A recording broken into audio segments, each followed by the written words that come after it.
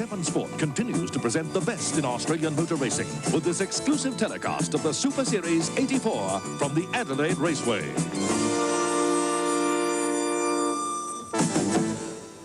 Hello and welcome to Super Series production car racing on the 7 Network. Second round, in fact, of the Super Series coming to you from the Adelaide International Raceway.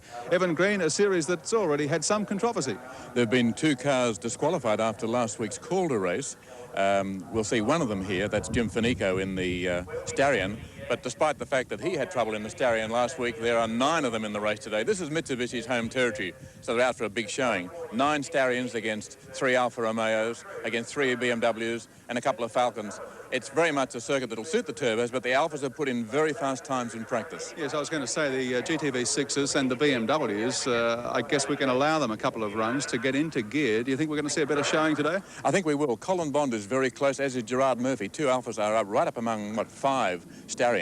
And Colin Bond particularly is out for a really good showing. Yes, we can expect to see the Italian cars doing well. They don't like, as do the German BMWs, being humbled by Japanese cars. No. This is their territory, racetracks. But of course here, the Mitsubishis are going to be very hard to beat. This is a power circuit with a long straight, and that should suit the turbos. Well, of course, we not only have Super Series racing here this afternoon, we also have a round of the Australian Formula 2 Championship and the second round of the Australian GT Championship. Now we've got some powerful machinery. We have cars like the Chevy Monza with Alan Grice driving, and that's a sure combination for sensational action.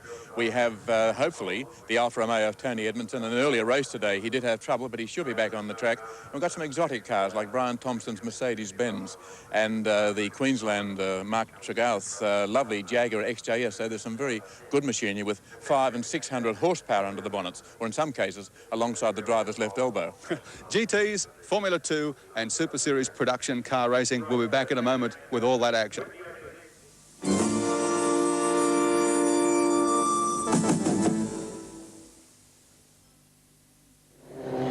These are the cars for Heat 1, Round 4 of the Australian Formula 2 Championship, coming round to grid up in preparation for a start.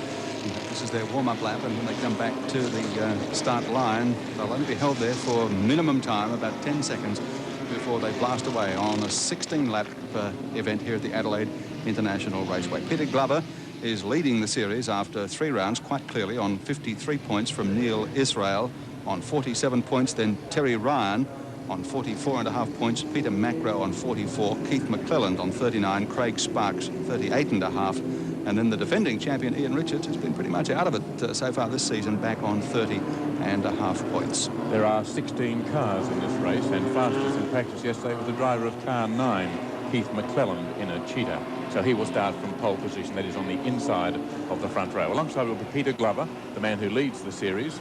He's also in a Cheetah. And 25, the man who won at Calder last week in a race that was shortened to only 1 heat because of an accident that damaged the safety fence so severely, an accident you undoubtedly saw on television last week. Peter was starting his Cheetah from the outside of row 1. On the second row, Ian Richards in his own car, the Richards 201, and Greg Ferrell in an Elfin. On the third row, Craig Sparks, car 33, in an Elfin, Terry Ryan, 36, in a Rolt, and Neil Israel, who coming second in the series in an RBN. On the next row, Mark Buick in an Elfin. He's in car 4. Greg Taylor in car 49, a Cheetah. Rob Newman heads them on the next row. It's a Cheetah. He's car 26. Mike Brewer in car 5. Peter Jones, car 78. Bronte Rundle, car 21, and Argus 832. Michael Holmes, an Elfin, in car 22. And at the tail of the field, Craig Gibbs in a Cheetah. But the 3 to watch on the front row, Keith McClelland in car 9. Peter Glover, car 13, and Peter McCrow in car 25. Pole sitter Keith McClelland was put out of the previous round at Calder in a mix-up involving himself and Ian Richards. In fact, Richards' car leapfrogged right over McClelland's, and Peter Macro ended up taking that round. Interestingly enough, that McClelland has chosen to start from the middle of the grid. He made fastest time in practice, and he said, that's the position I want. He's in the middle,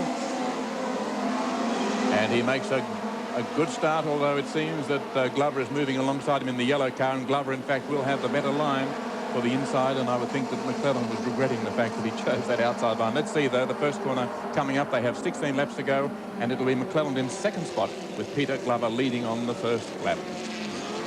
Big field streaming through the bottom corner and around to the back part of this very long circuit, 2.41 kilometres here at the Adelaide International Raceway. 16 laps equals 39 kilometres. The race is the Nissan Formula 2 Championship.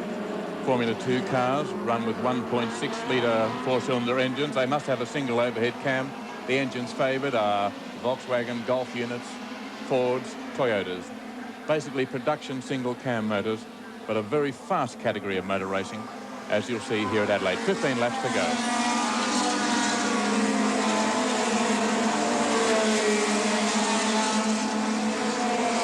Glover with a big lead from McClelland at the end of one lap, and it looks like Ian Richards, yes it is in fact, off the second row, who's slipped through into third spot in car number 1. Through the bottom corner once more, but Glover, the clear leader. Richards was eliminated in an accident at Calder last week. Hasn't been enjoying a very successful season, although he still has 30.5 points, so he is still in contention to gain the title which he has held in the past. He builds the car himself. It has the Volkswagen Golf engine, and he calls the Richards car, needless to say, a Richards. But it's a cheetah that's leading at the moment. Peter Glover has a very long lead as he comes across the line for the second lap, 14 to go. You can see the extent of the lead he has at the moment. McClelland and Richards are following him, but they're as much as 50 metres behind down the long straight here, where the drivers certainly get into top gear, which doesn't happen at all circuits. Fourth place at the moment is being held down by car 25. You'll see it go through a green cheetah driven by Peter Macro. He won the round at Calder, the third round of the championship. He's in fourth place, and in fifth place at the moment, car 36, Terry Ryan, driving a Ralt RT1. That's the car that will be at Amaroo next week, or in 2 weeks' time rather. Gary's carrying the Channel 7 camera. Yes, Channel 7 race cam is being installed in Terry Ryan's car for the next Amaroo meeting on May 20, and it's the first time that it's ever been attempted, putting it in an open wheel race car of this type. Car number 4 is out of action. That's Mark Buick in an Elfin 620. Well, only 3 laps covered. That's bad luck for Buick to be in the pits. You can see he has engine trouble, just glancing there. Whatever it is, it's terminal. He's not going to be back in this race. That's Terry Ryan on screen now. The man that we just mentioned is going to have race cam. That car originally was driven by Larry Perkins in New Zealand, going all the way back to 1978. Well, that was when Keke Rosberg competed over there. That's right, and this car, driven by Larry Perkins, beat Keke Rosberg in 4 straight races. Rosberg, of course, became world champion for Williams. He took over from Alan Jones in the Williams team, so that's a fair recommendation for the car, and it has been around, I think, longer than any other of the Formula 2 cars. Been there for a long time, so it has an illustrious and, it seems, continuing history. Well, I think it's going to, with the race cam camera on board, turn out some remarkable pictures. We have one of the cars slowing down. It looks like one of the leaders, does it? Yes, in fact, car 13. It's Glover. Right down. Yes. Glover has spun out and lost the lead.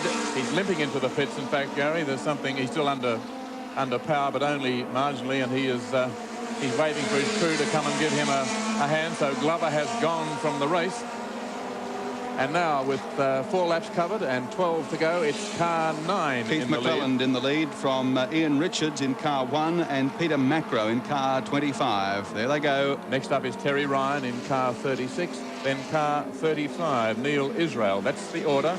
It's a close battle for first, though, as you can see. 9 McClelland leads at the moment. Yes, well, Glover had quite a clear lead, and that spin has not only cost him dearly, but it has opened the race right up, because the top 3 only a split second apart as they come around the top of the circle and back onto the main straight. Whatever the problem was with Glover, it's something mechanical. Even if he spun, the car is in the pits. They're looking at the bottom of the rear of the car.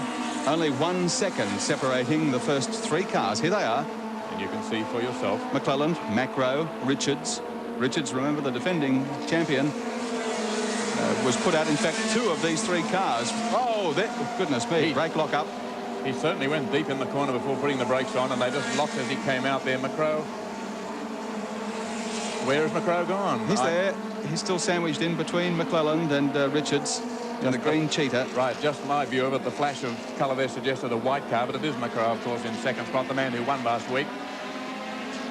Disconsolate looking Peter Glover sitting in the pits, very glum indeed. something has broken at the back, which put him off the track, and he just managed to limp in, and his crew are working on it. He wants to get back in the race, but he's certainly out of contention. Well, he's the points leader in the series, so he'd like to get out there, circulate, and pick up, even if it's only a handful of points, to help his overall position, because after today's round, there are only 2 rounds in the championship to go.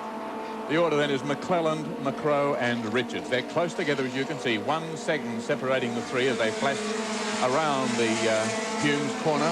They have covered 6 laps. They've got 10 to go. McCrow challenging now, coming up very close behind McClelland. Only a matter of maybe 2 car lengths as they came through the corner. McClelland has opened up a little bit of a lead again.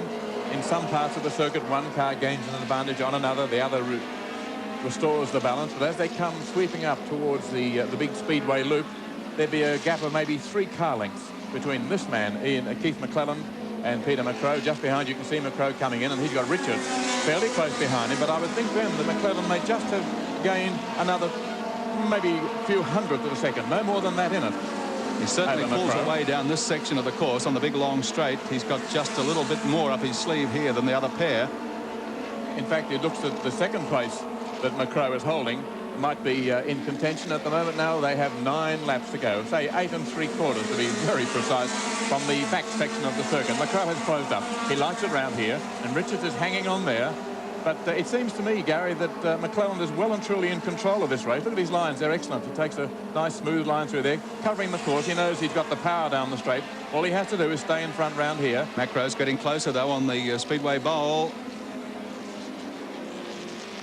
Richards also closing up very quickly as they go into this top corner. Yes, Richards, the South Australian, really is in a good position there. He's only about a second behind the leader. Well placed, with now 8 laps to go in this race. Yes, I think Macrow is in more danger probably from Richards than McClelland is from Macrow at the moment. Well, neither of them can do much about the speed of the leader. McClelland has it down the straight, and that's important here at Adelaide. But McCrow has closed under braking. He left it just a little bit later than McClelland. And now through here, he knows he's quick. He knows he's got maybe a slightly finer handling car through here. Look at him. He's almost not quite all over the leader because he's not as close to justify such a turn, but certainly he was quicker through the corners. But through here and onto the adverse camber, there's no doubt McClelland is very fast, and he's particularly good around the loop and very fast on the exit. But McCrow has closed up, and so has Richards. They are close now, just out of picture. His nose will sneak in any moment now. You'll see McCrow right behind. And talking about sneaking in, car number 22 sneaking off there. Michael Holmes in an Elfin 700. He's sneaking very slowly past the expired car of Peter Glover at the same time. And meantime, on the circuit, the leading trio continue to battle it out down towards the bottom of the main straight. Keith McClelland in front from Peter Macrow and Ian Richards. And it's about 250 metres back to the 4th place getter. That's Terry Ryan in the Royal RT1, followed by Neil Israel in an RBN. A real challenge here now. And look at Richards, he's very close as well. Still back in 3rd place, but better place than ever before to make some challenge. But through here, McClelland always go quickly. He always seems to just be able to draw away a little bit from McCrow. Car 8 into the pits as well. That's Greg Ferrell in an Elfin, so that's the 3rd car in the pits at the moment. So things are busy there. 13 cars on the circuit, 3 in the pits, and 3 out on the track who are having a great scrap are the leading 3. McClelland, again, a little bit of a lead coming through the loop. 6 laps to go as they go across the line. McClelland has a lead, you can see. He tends to pull away here. Richards really challenging strongly now against McCrow. And there will be some sort of challenge possibly for this corner, although McCrow has kept just that slight margin of 2 lengths in front as he battles for 2nd spot. There he goes. Back behind this leading trio, quite a battle now is developing for 4th place between Terry Ryan and Neil Israel in cars 36 and 35 respectively, and that's important because they're very high in the point standings. But talking about battles, look at the battle for 2nd place. Richards says, I'd like to get by and have a go at the leader. I think I have the legs. You're not quite fast enough on the straight, maybe. Let me get by. It's a long way back to the other place getters. Here they come, in fact, 4th and 5th. In fact, Israel looks like he might have got through. Yes, he has. Israel's got by Terry Ryan into 4th spot. Car 35, Neil Israel and RBN. 5 laps to go. This is the battle for 4th place. And this is the battle for the lead. 1 car being lapped. They're just getting out of the way as they come through. But it was just enough of an interruption to give McClelland just a slight gain in the advantage he enjoys over Macrow and Richards. they're still battling it out. And of course, when you get two cars in a real tussle, they tend to forget what's going on in front or behind them. And this will be a bit of an embarrassment for McCrow. He'd rather have Richards not there so he can try and concentrate on catching that leader. But catch him he's not doing, and Richards, in fact, is gaining on him. And Richards now in a position where he may pass coming through here. But McCrow pulls away. There's something wrong with Richards' car. He seems to have slowed down a lot. Maybe just a gear change. He's now back as much as 30 metres from being right on the tail. He's dropped off. The car is going again. Maybe just something like a misgear. 4 laps to go, and McClelland has pulled away to a good lead now of about 35 metres over Peter Macro. And as you said, Ian Richards has lost out just a little on the top corner of the circuit there. And Peter Glover has gone back on the track. He'll do no more than record a finish because he lost something like 6 laps while in the pits. There's the gap now as McClelland goes through. He's opened up a very commanding lead with 4 laps to go. That's just the sort of break that he wanted. I mean, he really did have his work cut out there for a while, trying to fend off the challenge from both Macro and Richards. An interesting feature here, Gary, is that Peter Glover has joined the race among these leading contestants. He's in 4th position, but not 4th place. But I think he's dropping back. He may still have problems. Let's forget about it for the moment, because this is the leader, Keith McClelland, in the Cheetah, car number 9. He's opening up his lead now. The margin will be something in the vicinity of 1.5 to 2 seconds. McCrow still under threat from Richards, but he too has just stretched that margin a little. 1.97 seconds is the margin between first and second, and that's as big as it has been all day. Keith McClelland, unlucky in the previous round at Calder. Well, the others are having to eat humble pie now as they chase McClelland's car. Well and truly in command, almost a 2-second margin. 3 laps to go. And that's the biggest lead he's had, and still Richards is challenging for second spot. Great battle for second and third, isn't it? Richard closes up there. He's very, very fast through that part of the circuit, and this is the closest he's been in the race. He's right now on the tail, but he's lost out again. I don't know what there is about that adverse camber part, but he drops back. He lost a couple of lengths there. Now he's closing again, and Richards, the South Australian driver who is the title holder in Formula 2, is closing up again in his own car. Meantime, the leader is pulling away, Keith McClelland. He's opened up that leading break now to over 2 seconds, nearly 2.25 seconds. And that's a long way in cars like this at this speed. There's not much to choose here, though, is there? Macro goes through. Richards looking for some way underneath him. Well, we could say that if Macro did something wrong, Richards would be the first to know, because he is very, very close. He gives the impression that he'd like to get by in a few parts where he's quicker. His cars are very evenly matched. Here, there's no doubt that the Richards car is faster. But he loses out on this upcoming corner. Follow them through here, and I think you'll find, as we have in the last several times we've noticed them go around, that's where Macro just seems to get a slight break. Richards now comes again. 1 lap remaining for the race leader, meantime, who's about 2 seconds ahead of this dice. Richards has never been so close, and this is his chance. If he can just stay within towing distance, just get in that disturbed air behind the car, he'll go a little faster than he would normally as the car in front is cleaving the air for him. He's perfectly placed. Now, will he make a move to pass? He'll hang on as long as he can. He'll go to whatever side is not covered by Macro, or he'll just have to hang on there. If Macro is going as deep as he wants, that's okay. He said, I'll hang on. And he'll make his move surely in the part of the circuit where he knows he's quicker, which is in these next 3 bends. These are critical for Ian Richards. But can he get by? It looks to me, Gary, as though he's saving up for a smooth exit from the last corner to try and come through as quickly as he can. McClelland's in front. He has a 2.25 second margin. Oh, Richards put his wheels on the gravel end, going for a wide line, and surely lost just a little bit of ground. But he's coming up hard now, closing up under brakes as they go diving down towards the loop. Here he comes. He is certainly closing on him. Can he maintain this pace? Can he hold the line? Will he try on the inside? It depends where they go. There's the winner, Keith McClelland, and in second spot, the battle between Macro and Richards. And Macro holds off, and Richards has to be content with 3rd place, but it was a brave effort by him. And the leading 3 finishers in the first heat of the Nissan Formula 2 Championship: Keith McClelland, car 9, Peter Macro, 25, Ian Richards in car number 1. Well, a good race, and McClelland is going to be hard to beat. But what might Glover do if he comes back for the second heat? We'll find out when we return to Adelaide International Raceway.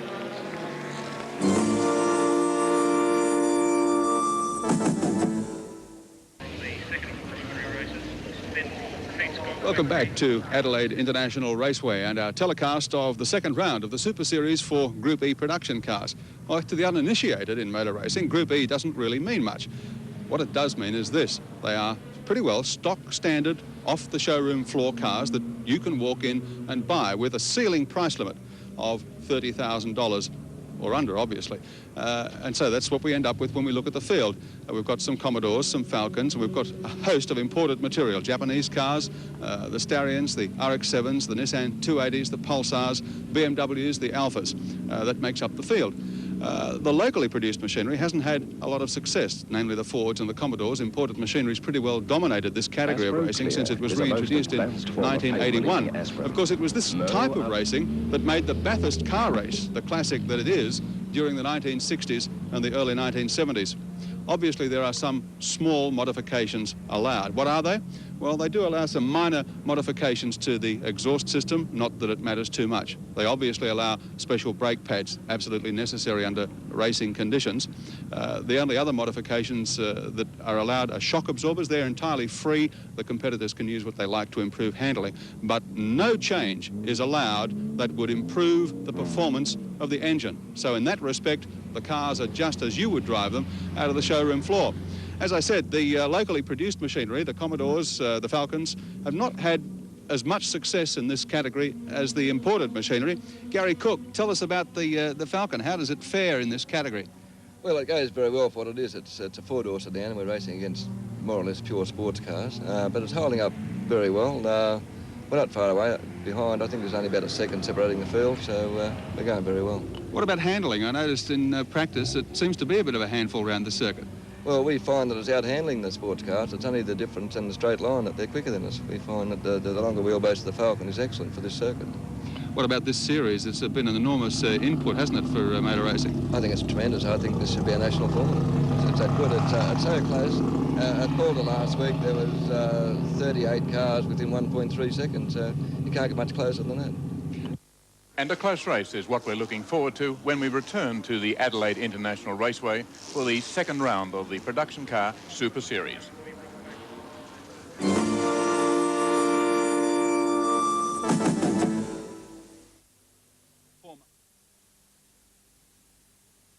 Super Series for production cars. Across the front row of the grid, Brian Sampson on pole position in a Starion, Gerard Murphy in an Alpha GTB6 and Peter Fitzgerald in a Starion. The second row, Colin Bond in an Alpha, Stephen Brook in a BMW. On the third row, Brad Jones, Starion, Kevin Bartlett, Starion, Jim Fanico in a Starion. Next row, Barry Jones in a Starion and Gary Walden in an RX-7. We've then got Tony Longhurst, BMW, David Selden, GTB6, Mark Gibbs in a Commodore, John Giddings in a 280ZX, Brian Sampson in an RX-7, Grant O'Donnell in a Starion, Alan Grice in a Nissan Pulsar, Peter Dane in a Falcon, Don Bretland, RX-7, Greville Arnell, Starion, Jim Zerafos, RX-7, Gary Cook, Falcon, Mark Pickett in a Fairmont, Warren Walker, RX-7, Alan Fender, Starion, Wally Francombe, Commodore, Peter Granger, Falcon, Bruce Linton, BMW, Ross Burbridge in an Alpha Sud, Phil Alexander in a Laser, and Graham Babington in a Laser. There are 30 cars in the race. The distance is 10 laps. One Alpha, two Starions on the front row. One change to the starting order. Barry Jones in the Falcon, not the Starion. And the field is underway. The Mitsubishis have dominated this category of racing since it became so important this year.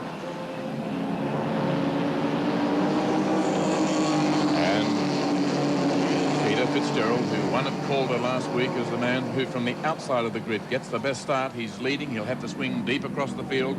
He does, and he has a long lead. It's for the first time. They swing around the bend. Colin Bond back there in third place. Gerard Murphy started from the central part of the grid. Two Alphas up among the five Starions. Starions do dominate, 9 of them in this 30-car field. Brian Sampson came off pole position in the Starion, but has been shuffled back to 5th position as Fitzgerald goes through and endeavouring to make every post a winner in this race. Yes, he's got a long lead with half a lap gone as he comes round towards the Speedway Bowl, which will lead him back towards the start-finish line. 2 Starions, then 2 Alphas. Colin Bond, 4th place, just behind Gerard Murphy, who's hanging on to 3rd there. But it's Starions 1st and 2nd, and as you were saying, the fastest man in practice, Brian Sampson, back in 5th place. There they go, Fitzgerald, Fanico in 2nd spot. Fanico Finico, who started from the third row of the grid. I haven't picked up yet Stephen Brook in the BMW, who began from the second row. He's dropped back a long way, though. He's in 8th place in the white Perrier car. The field scattered across the line, some going for the outside, some for the inside. Colin Bond with a striped nose on the Alpha, deciding the outside's the way to go, and comes up and gets a very good run on the inside there, and he should come out ahead of Gerard Murphy when they emerge from this corner. Fitzgerald still in front. Bond there, puffing smoke as he tried a desperately tight line on the inside there, which might have cost him a little time, depending on just how well he was able to hang on to it. But it's Fitzgerald who's still in the lead, the field flashing through there. Samson going through. You can hear the squeak and squeal of the radial plied tyres. Colin Bond in the very distinctively red and white painted GTV 6. One of the cars with tremendous potential. Gerard Murphy is off on the infield just behind Bond. He gets back on the track on the Speedway Circle again, but about 6 cars have given him the slip as he does so. Yes, that was a costly exercise for Murphy. Bond, though, in the meantime, is still holding the Alpha up there in a good place, right behind the pole sitting man, Brian Sampson, who was fastest in practice, just as he was for Calder last week, although Sampson had a very disappointing race there and featured in only 6th place. So it's Fitzgerald in front in the Starion, followed by Jim Finico, also in a Starion, Ryan Sampson in a Starion, and then Colin Bond in the GTV 6. So it's 3 Mitsubishis in the front. Sampson's got up to second. He's given Finico the slip going into the bottom corner. Now he's after Fitzgerald, who made a sensational start and really seemed to be running in a separate class to the others. He had so much additional power and was able to put it down so well at the start. Started from the outside of the grid. Sampson on the inside should have had the advantage, but Sampson has closing up now and made a lot of ground. In fact, they all have. Finico and then Bond are very close. There's not much in this as far as the first 4 are concerned. Fitzgerald can see how close they are. He's just trailing a bit of smoke there as he locks up a brake. Braking, in fact, desperately late. The rest of the field now pouring through, but it's almost developed into a 4-car race at the moment, with Sampson coming very close up on the tail of Fitzgerald, and he really has made a lot of ground. Let's see what he can do through here. Sampson trying to make a move on Fitzgerald. Bond behind them trying to make a move on Finico for 3rd spot. So we've got a battle here, 1st and 2nd, and a battle 3rd and 4th. Well, Sampson is very close behind the cage. You can just see the blue nose wavering round as he goes out, tries to find the way through, and Fitzgerald is covering all of the course. Nose to tail. Now, Sampson will certainly move out under braking. Which way will he go? Fitzgerald makes sure he goes on the outside. Sampson goes wide. Well, it means he'll try for the inside line on the way out. And that's what Sampson will do. He'll be content to go behind, but watch on the way out of the corner whether he dives for the inside, whether Fitzgerald leaves him a spot. But Sampson himself went pretty wide there. Maybe he's going to try it a little later on. He's a very wily old driver, as Brian Sampson. Knows his way around most racetracks. And Bond has passed Finico. Indeed. So Colin Bond up into 3rd spot. And just behind this group, we have the BMW of Stephen Brook. So he's made up ground after losing it at the start initially. Fitzgerald, Sampson very close, trying every which way he knows to get round. Here they come now onto the Speedway Bowl again. Reverse camber on that corner makes it very difficult to get round there. 6 laps to go when they come around past the start-finish line. This time Sampson again pulls to the outside. Well, he won't hold that line, but he will try for a very quick dart on the inside, hoping to force Fitzgerald wide. Let's see what Sampson can do. He's playing the real cat and mouse game here. Here he comes right up on the tail. It's 2 Mitsubishis, nose to tail. Fitzgerald goes across the track. There's Bond up on the outside with the striped nose just in front of Finico, but he's a little further back. Again, there's a move there on the side by Sampson, but Fitzgerald will hold the line. But side by side, they go down the straight. It's going to be a braking duel, and I don't think Sampson will let go. He'll hang on. He'll move across. That's a pretty desperate late braking, and there's Sampson in front. He said, I've got the line, fella. Just hang on behind me, and let me show you the way around. And round he goes. Bond is in 3rd place, and moving up a little close as well, taking advantage of the great duel between these 2 leading Mitsubishis. This is a good performance by Brian Sampson. He was among the fastest qualifiers in the first round of the series at Calder, but was put, well, shuffled back and was not sighted really in the final. And he'll be glad to be in front again, because he was the man that first posted a win in a Starion in this class this season. Look how close Bond is. He's moved right up almost onto Fitzgerald's tail, and Fitzgerald trying every part of the circuit that looks as though it's got bitumen on it. He's moving across, trying to find the line, but Sampson has the line as they come sweeping around through Motorcraft and down towards Stillwell Corner. Well, that's Bond in 3rd place. Bond is closing up. Bond is on the outside, and he's got a good line if he can just get a clear run. These 2 are so concerned about their own private battle, they probably haven't noticed Colin Bond closing up. He's only half a car length away. And Sampson nearly lost it there. No, he went on the inside to try and break the toe. He said, you're not going to get a toe from me, fella. Do it yourself. You can tow Colin Bond. I'm doing it myself. But the other 2 are going past him. And in fact, Fitzgerald has gone clear. Look at Bond on the inside there. This corner is going to be desperate. Bond goes on the outside. He's going for the quick line out. Bond will let these two get together. Sampson goes wide. Sampson takes the corner. Bond comes on the outside. He Fitzgerald's got to the front again. And Fitzgerald's through. Bond is second, and Sampson's been shuffled back to third, and now Bond is making a move on Fitzgerald. And he touches him. There's a squeezing match there. They're hanging on. Sampson coming up in third place. Fanico very close behind, but the three in front touching each other as they go around the corner. Fitzgerald then leading from Bond. Sampson behind him. Doesn't like it back in third spot. This is the part of the circuit that suits the Alpha with its fine handling. So each Darren has terrific power, very good standards of handling. But the Alpha may be just a little bit fine around this particular part of the circuit. 4 laps to go when they come across the start-finish line. A sensational battle here between Colin Bond. Fitzgerald leading. Right behind him, not that far back, is Brian Sampson and Jim Fanico right on Sampson's tail. It's a 4-car war here at the moment. Can Bond get the power to hold on to the turbocharged Mitsubishi down the straight? It's 6 cylinders of Italian fuel-injected overhead cam motor against 4 cylinders of Japanese turbocharging. At the moment, the turbocharging is winning, and away goes Fitzgerald. Bond just has to hold on. Up on his inside comes Sampson and another Starion, and Fanico's there as well. There are plenty of Mitsubishis around. In behind that leading quartet, we've got Stephen Brook in the BMW and John Giddings in the 280 ZX having their own private battle for 5th and 6th positions. Bond is back in third place. Sampson up into second. Fitzgerald still leading. Well, this is great racing. What can Bond do? How can he get by? They've just got that slight extra amount of power. No matter how desperately he tries to corner, they hang on with him. And look at Fitzgerald lifting his legs up there as he just goes over the inside of the circuit. Oh! Once again, he's doing it. That's an awkward part of the circuit. And he'll be breathing very heavily for a few moments, saying that was close. Two-wheel stuff from Peter Fitzgerald as he desperately tries to cling to the lead in this first heat, round 2, the Super Series 4 production cars. Round the top of the Speedway Bowl, Fitzgerald in front, Sampson making another attempt, Bond lurking in behind them, then Fanico. Bond will be going for a tow down the straight. 3 laps to go. Bond not quite close to get up behind the Starion to take advantage of the way he'll be parting the air and leaving an unruffled region behind, which will give Bond an advantage. He's just not close enough for that tow. Fitzgerald, too, is just that much clear, and the three of them all decide that the outside is the place to go.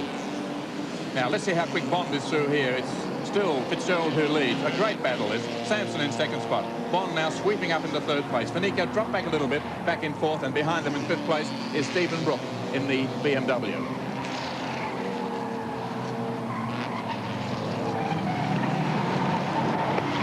Oh, great racing this is, really. This is what the whole series is about.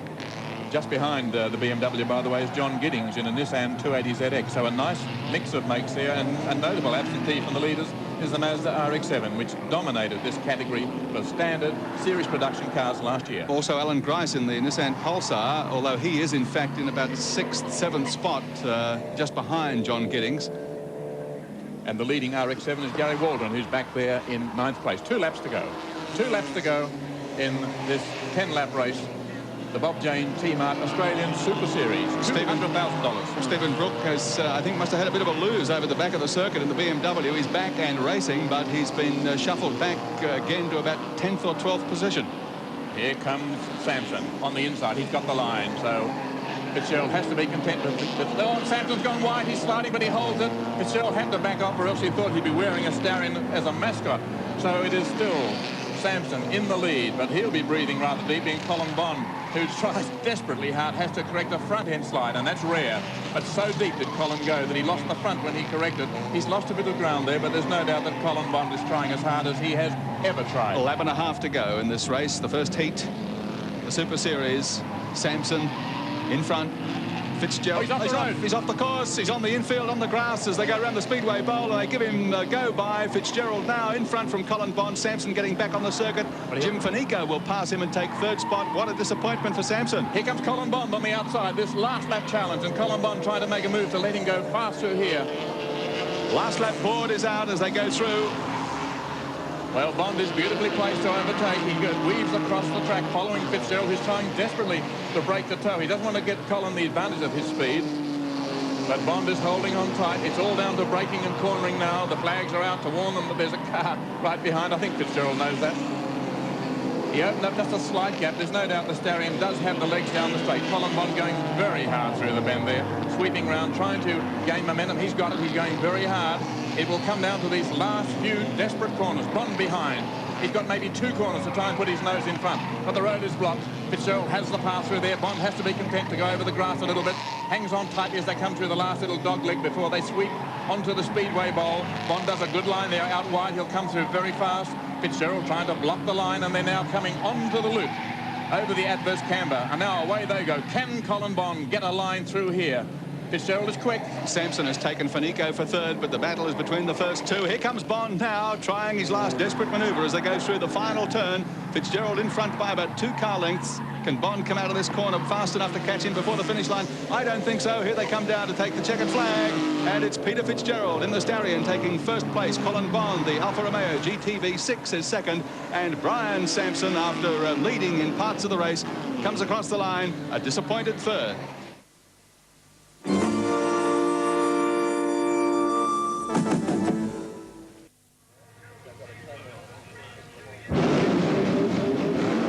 They go in a 6-lap combined event for sports cars and sports sedans. And it's a big start by one of the sports sedans. Looks like Graham Lusty, who may be pushing his Tirana through from the second row of the grid, and that'll give the sports car drivers something to think about because they were faster in practice. It's a real mixed bag here. And oh, there's a lot of brakes going on there, which really put the man who was second in practice, Jim Doig, into some sort of strife and cost him quite a few places. Pole position had been taken by Alan Hands in car 15, a Nagante. That's a sports car, and you could expect to see it come up and challenge Lusty, but Lusty's got what you might call a lusty start. He really is going, flying through there in his Tirana and well ahead of the sports cars, which is not the way things should be. And the 2 sports cars in hot pursuit and some laps and some lengths behind, rather, what, maybe 40 metres as much, will be trying to peg him back very, very quickly. They've got another 5 1/4 laps still to do it. Yes, round the Speedway Bowl, Lusty with a fairly commanding break. Now you can see second and third place getters coming into view as they come back to rejoin the main straight. 15 is in second spot. That's Alan Hands. He's just in front of Jim Doig, but Doig almost nudges the car there, pulls out the pass, and then for a moment seems to be in some sort of strife. Just is a little faster in the unstreamlined looking little Asp. He should go a bit deeper under brakes with the lighter car, but no, there's a very brave move by Hands there in the Nagante. He goes wide on the outside and has gained some advantage over Doig, but this is a battle for second spot. Lusty has gone through in the lead in the Tirana, still in front of these cars, and in fourth place, another Tirana, John Gurney. In Hands having another go. He has the handling, and he's going on the inside there. He must hold the line there, and he goes through in front. Now he's got a bit of a job to stay in front as they come towards the Speedway Bowl, but Doig holds that line, and in his little car, it looks like a little ant, doesn't it? Not an asp. Depends on how you think about Cleopatra, I suppose. But he's now out to do to Lusty what the Asp did to Cleopatra. Actually, he's making up some ground on Ken Lusty too, coming through the Speedway Bowl section of the course. Well, Lusty does seem to have a very fast car, more of a projectile than a handler. He now is away down the long straight here at Adelaide. All that Doig can probably hope to do is to hang on, try and match the top speed, maybe brake a little later, having such a lighter car. And pick him up in the corners if he can. Right. Yeah. So let's see if he can do it. He doesn't have a lot of room to do it. He's still got 3 3/4 laps to go. But Lusty is a pretty knowledgeable sort of contestant. He's out there in front. He's going to try and hold the lead. That's the extent of the lead as he goes under the Nissan sign. You can see it's something like 70 metres at the moment. Lusty through the bends. This is the part of the circuit that should favour the sports cars. That's 70 metres is deceptive. It's in fact 1.12 seconds. Yes, it doesn't take them long to do it. And he's right up, not quite on the tail, but certainly has halved the gap. Yes, closed right up now. It's about 25 metres, in fact, between first and second.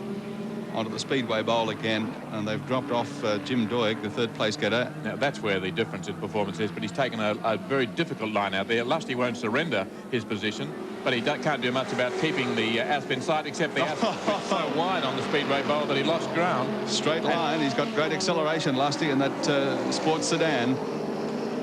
And in fact, it was the sports car driver, Doig, in the Asp, who had to give ground. He tried a very courageous line on the outside, but it's not the way to go around here at Adelaide, as he found to his sorrow. Lusty still then in the lead. The race now roughly half distance, 3 and a bit laps, in fact, had covered of the 6-lap event. Lusty still in front. That's not the way it should be. The fastest man, in fact, is coming third. Alan Hands, who was quickest in practice in the Nagante, back there in third place. Must be wondering what he should do to try and get up into the lead. It looks the most impressive car there, a nicely built, locally made vehicle, but once again Doig is back in a challenging position, and surely this time, Gary, he'll get through this time, because this is where he is very fast.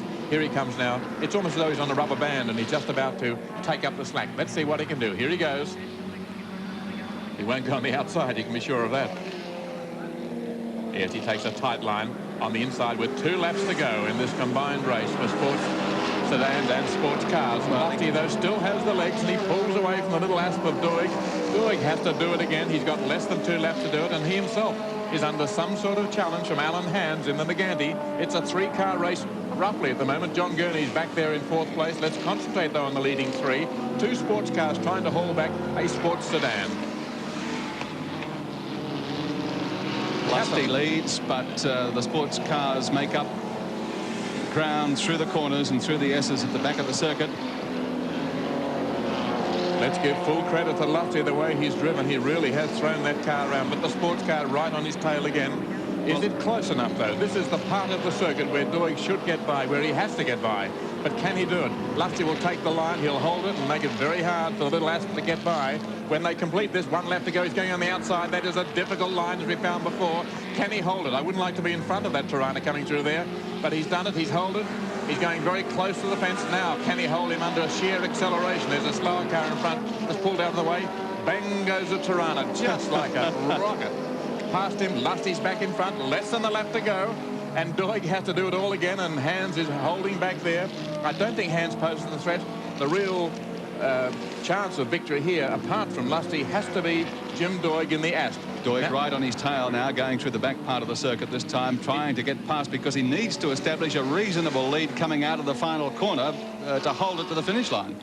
Lusty knows this, and he's not going to give him room if he can, and Lusty is driving a magnificent race in what must be a car that's severely handicapped in handling compared to these little sports cars. Both the sports cars are close. Let's not forget Alan Hands. He's moved up an incredible amount, very close behind. Here comes Doig again. On the outside, Lusty won't give him too much room, and Doig will have to back off and maybe make to the inside, but Doig just he gets the slingshot. And here comes Hands behind as well. Doig's got the lead now, and I think that'll be enough. Hands is going to come again under acceleration. It'll be a very, very close into the line. He thinks he's got the race won. He's done it. And he just goes across the line. That was a close victory and a great drive by Jim Doig, who had to do it the hard way. Ken Lusty just held off a last-minute challenge from Alan Hands, and that's the way they finished. Doig in the Asp, Lusty in the Tirana, and Hands in the Nagganti.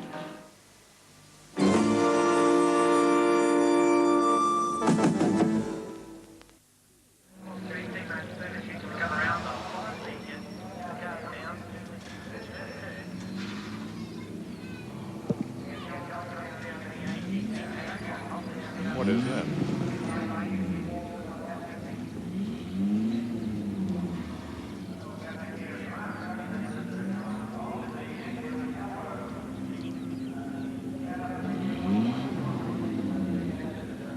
How are we going? Right, just about set to go in the second heat of the Super Series for production cars. Peter Fitzgerald won the first heat in a Starion from Colin Bond in a GTV6, and then Brian Sampson in a Starion. And on the front row of the grid, it's Sampson, Gerard Murphy in an Alpha GTV6, Peter Fitzgerald on the outside. Watch though, Bond and Brook behind. Bond in an Alpha, Brook in a BMW. Brook slow away. There's a field of 30 pouring through. The race distance is 10 laps. This is the second heat of the Bob Jane T-March Australian Super Series, a race series worth $200,000. And look at the field. Some electing to go wide. Colin Bond in the middle with the striped nose of the Alpha, and Brian Sampson with the blue car on the inside. They will be content with, not content, but will have to settle for third place. It's Fanico in second, but once more, it's Peter Fitzgerald in the lead. What a sensational start Fanico has made from the third row of the grid. Up there in the second spot, but Fitzgerald is leading, and that's bad news for the others, because when he gets in front, he is hard to pass. He's fast, he's race-wise, but Fanico giving him a lot of hustle there in second spot. He said, okay, I'm not going to hang back. I've got to get by quickly, and he's putting a lot of pressure on Fitzgerald. Sampson is very close behind, and this is a closer race than we had in the first heat. Fitzgerald not only won the first heat, but also set the fastest lap time of 1:09.3.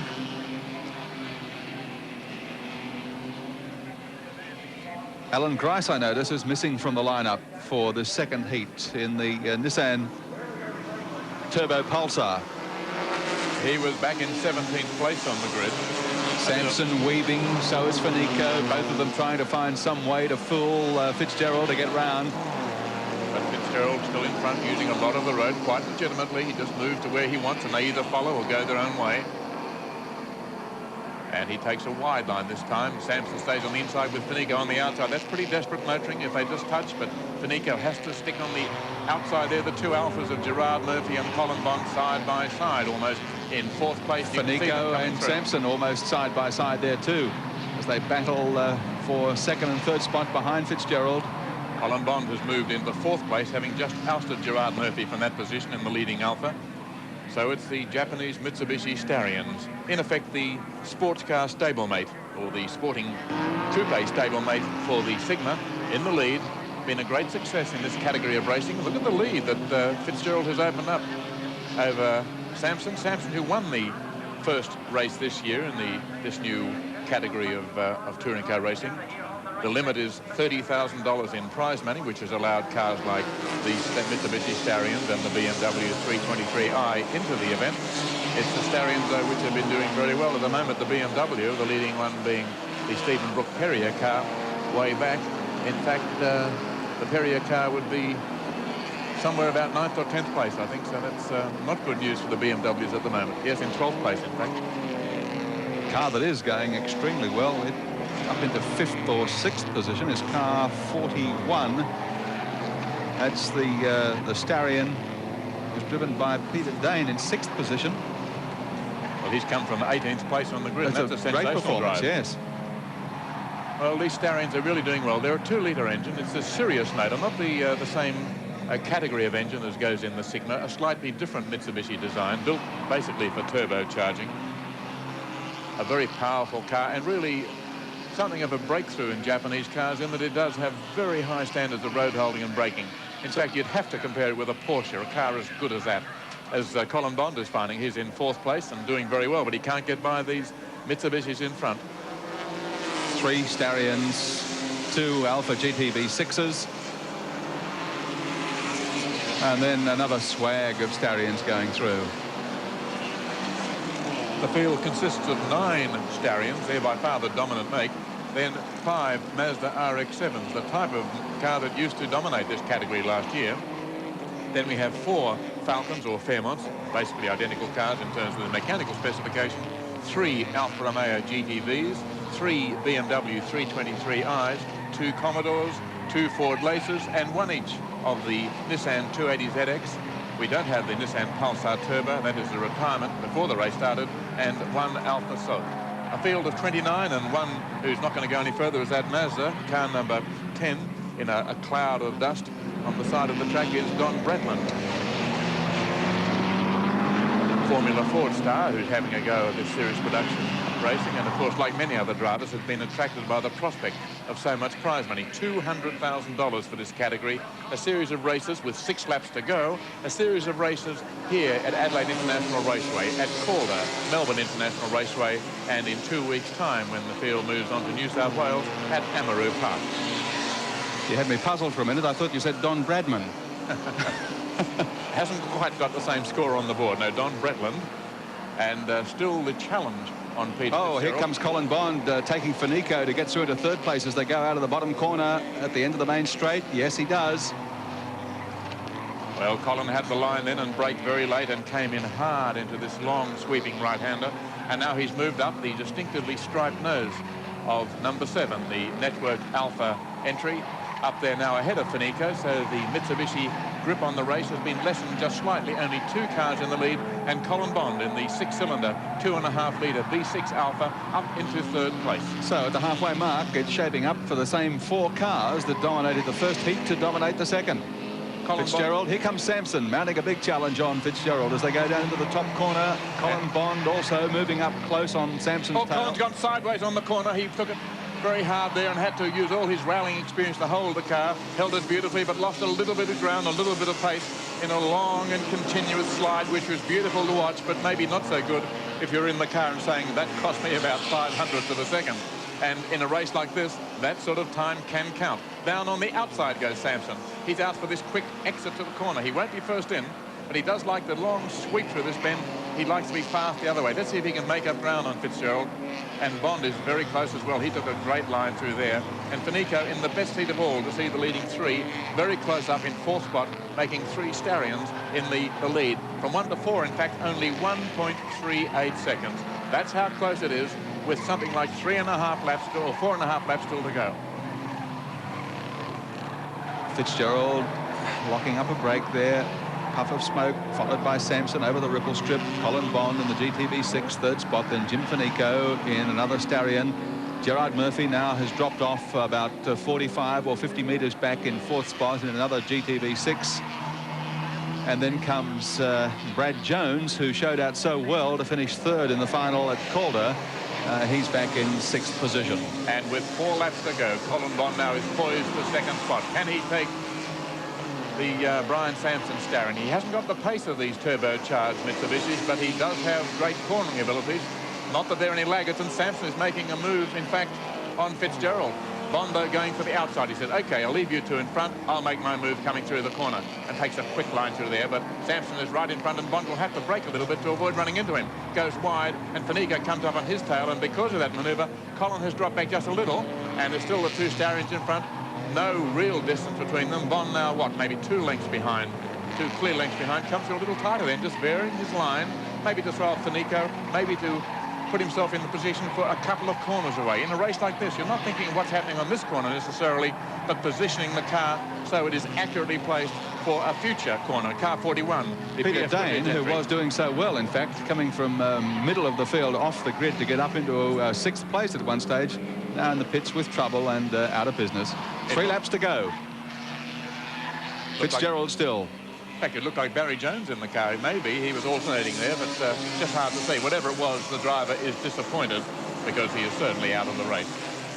And what a race we've got. Once again, the 2 Mitsubishis in the lead. Colin Bond now has dropped back a little bit, but as we've seen before, at the end of the straight, he'll go wide and make a big sweeping run into the corner, and this is where he tends to make up ground. Sampson again trying to get the fast line, as is Bond. They're all coming in like aircraft in acrobatics, taking wide lines and fanning into the corner, aiming at a common goal. Bond was sensationally quick through there. Look how much he's closed up. Right up on the tail. Sampson himself now on Fitzgerald. And Fitzgerald, let's give a full mark to this fellow for the coolness he's displaying. Some people like to lead from the front, but there's no hotter seat in motor racing than out in front when the 2nd, 3rd and 4th are as close as this. And the reason the Falcon is out, we're told, car 41, either Peter Dane or Barry Jones, it has blown a piston. So the fuel-injected Falcon out of the race, and the 2 turbocharged Stallions still in the lead with Colin Bond behind.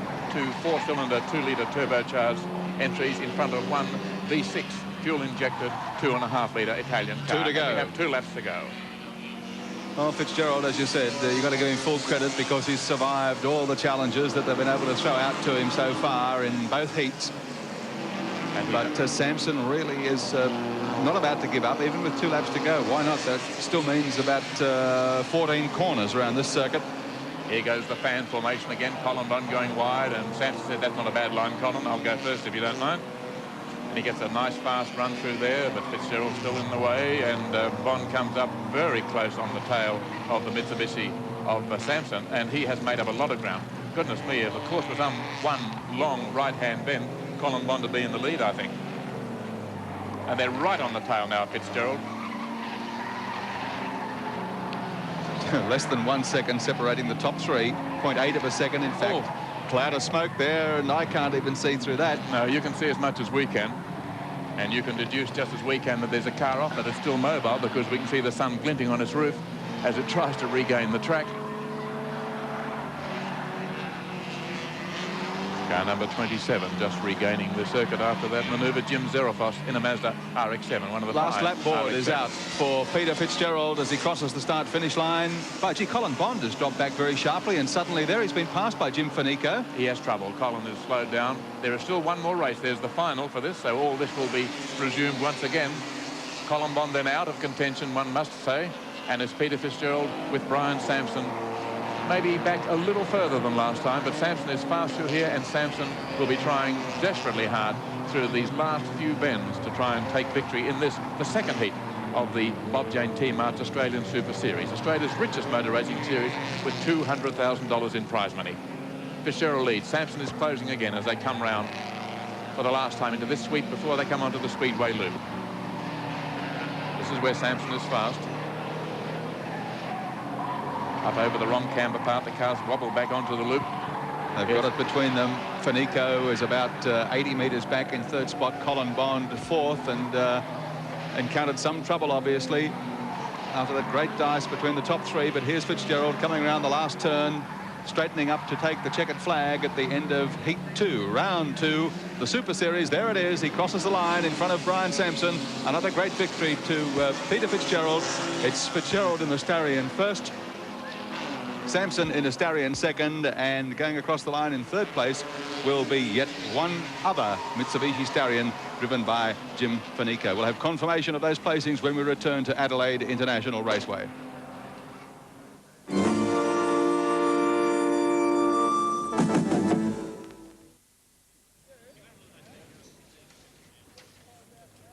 So after the second heat of the $200,000 production car Super Series, Peter Fitzgerald, the winner, making it 2 starts for 2 wins in his Mitsubishi Starion.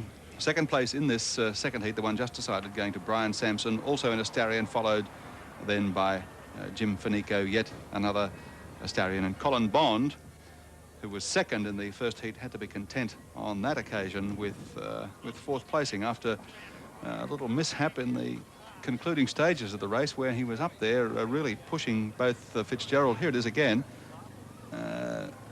There's one car. And that's where the RX-7. The RX-7 disappearing off the circuit in a cloud of dust, Jim Zerafos. And it was just after that incident that Colin Bond seemed to lose power unaccountably after he'd been pushing Sampson and Fitzgerald quite hard all throughout the previous 8.5 laps. And he just slipped back long enough for Finico to get the brake on him and make it 1, 2, 3 for the Mitsubishi Starions. Well, a great result for Starions, and Gary has run through the first 4 places, with fourth being Colin Bond in the Alfa Romeo. And next place, in 5th place, was Brad Jones in another Mitsubishi, another Starion. In 6th place was car 15. That was Gerard Murphy in the Alfa Romeo GTV6. 7th was car 66, Kevin Bartlett in the factory-entered Mitsubishi Starion. In 8th place, the BMW 323, the Perrier car for Stephen Brook. In 9th place, car 5, the Graydon Gears entry, an RX-7 for Gary Walden, and the best placed Mazda. And in 10th place, car number 61, and rounding it off for Italian cars, is David Selden in another Alfa GTV6. And the next event on the program will be the GT Championship. This is the big bangers, and I mean big bangers, when you've got the V8s like the Chevy Monza and the Jaguar and the... Let's have a look then at some of the action from the first heat of the Australian GT Championships round 2. Just to run through the field, Robin Doherty in car number 18, a Tirana. Tino Leo, 85, a Monaro. John Briggs, the turbo BMW car 2. They're just warming up now for the start. Jeff Barnes Monza, Mick Monterosso Escort, Rex Muldoon Mazda, George Carter Datsun, Luigi De Luca Anglia, Wayne Sutton Escort. On the last row of the grid, Ken Janssen Escort, Jeff Watson Corolla, and Peter Finch in a Charger. Those are the 18 starters. The Nissan GT Championship here at Adelaide. The distance, 16 laps. And it'll be a dash for that first corner with a lot of powerful cars. Not just the leading 3, but certainly 2 behind. The Big Jag and Bob Jolly's Commodore, which went so well at Calder last weekend. And also what's Tino Leo on the 3rd row in a Monaro 85. A long straight here should really suit the big legs of the big Holden. Here's the crowd at Adelaide. Race about to start. Racing in the first heat of the second round Australian GT Championship at Adelaide International Raceway. Big field screaming down the long straight, and off the front of the grid, Alan Grice, Tony Edmondson and Brian Thompson, respectively, in a Chevy Monza, a Chevy powered Alfa and a Mercedes. And it's the Alfa first time in fact, a terrific start by Edmondson, who really put the power down. He's smoking a little bit though as Thompson goes on the inside of Grice, but that's the Alfa in front. In pursuit is Grice, second, yes, then Thompson. There's a lot of smoke from the Alfa, in fact, of Edmondson. The Jaguar running 4th from the Queensland driver, Mark Trinault, and a hot field right behind him. But it's the Tasmanian, or former Tasmanian, Tony Edmondson still in the lead. There's the Jaguar Trinault going through, and the field pouring through the back of the circuit here for the first of 16 laps. Oh, keep your eye on the leader. A lot of smoke coming from the rear. It looks a little bit like a leak and may just be oil on the exhaust system or the diff, but it will certainly be worrying the pit. And I suspect there's enough oil there for Edmondson himself to see it. Grice, who was fastest in practice, winding up the big Chev Monza. He may make a move down the straight. There he goes now. Side by side, he should have the corner. It depends on braking, and last in on the pedal is Edmondson. He still has the corner. He's still smoking, and he still has Grice right on his tail. Track marshals will be keeping a close eye on Edmondson's car as well. Into the pits we have our first car, by John Briggs in the BMW. And into the grass we have Edmondson. He's gone wide there. He's lost a lot of places as he goes off the track, bumping his way, trying to pick up the circuit. He'll get bogged there unless he gets back. He doesn't want to... he's going to leave the car. I don't think he can get through. No, he's still going, just trying to fight his way back. What an extraordinary path for him to be taking. Why he just didn't stop where he went off the circuit and came back, I don't know, but he's in a lot of trouble. Alan and Grice. A long way behind Grice. Yes, Grice now in the lead from Thompson. Across the start-finish line again goes Alan Grice. 3 seconds quicker than anybody else in practice for this event. 2.5 seconds is the margin between first and second. So Grice seems to have the race comfortably in his hand. He's leading from Thompson and Mercedes, who seems to be fairly comfortable there as well. And in third place we have a Jaguar. So we've got 3 quality cars up in the lead, and the real battle going on for fourth place between Bob Jolly in a Commodore and Tino Leo in a Monaro. Those pair still scrapping here behind Trenoworth, coming through, and just behind them the battle for fourth place. This is the one between Jolly and Leo for fourth spot. That's Doherty, in fact, Robin Doherty in a Tirana in car 18. And it's Jolly on his tail, so we've led you astray there. It's not Tino Leo at all. I got the 85 and the 18 mixed up. So Doherty in fourth spot. Is he going to hold it here? I don't think so. Jolly goes through. Down into the bottom corner. Jolly's got the line, and he's got fourth place. A lap to go for Alan Grice. Grice leading from Thompson in the Mercedes, from Trenoworth in the Jaguar, and Barnes in the Monza. They're the top 4. Reasonably close between first and second, a long gap back to third, and about the same margin between third and fourth. So we have two-car races here at Adelaide International. Grice has done nothing wrong. Put his car in the lead. 3 cars has stayed there. 3 cars off the front of the grid. Grice from pole position, along with Tony Edmondson and Brian Thompson off the second row, but Edmondson a retirement, leaving Thompson the only one to get anywhere near Grice. But anywhere near is not quite good enough, I'm afraid, because time is running out. Grice is coming around through the Speedway Bowl for the last time, and getting ready to take the checkered flag at the end of Heat 1, Round 2, the GT Championship. There it goes for Alan Grice, the checkered flag, to take out the first heat from Brian Thompson in the Mercedes, and it will be Mark Trenoworth in a Jaguar XJS who'll cross the line in third place after Heat 1. Well, you've seen some of the action from these big bangers, as Evan Green called them. We'll be back to see how they fare in a moment in Heat 2.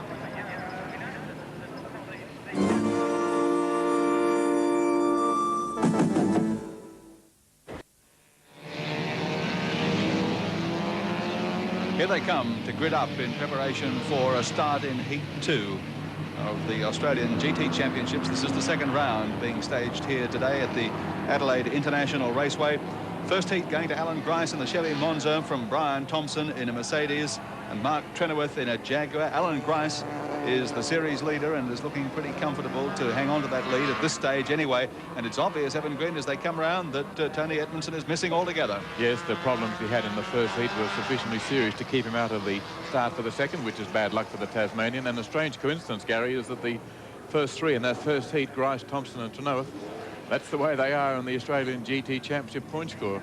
Only 1 round down so far. This is the second of 6 rounds.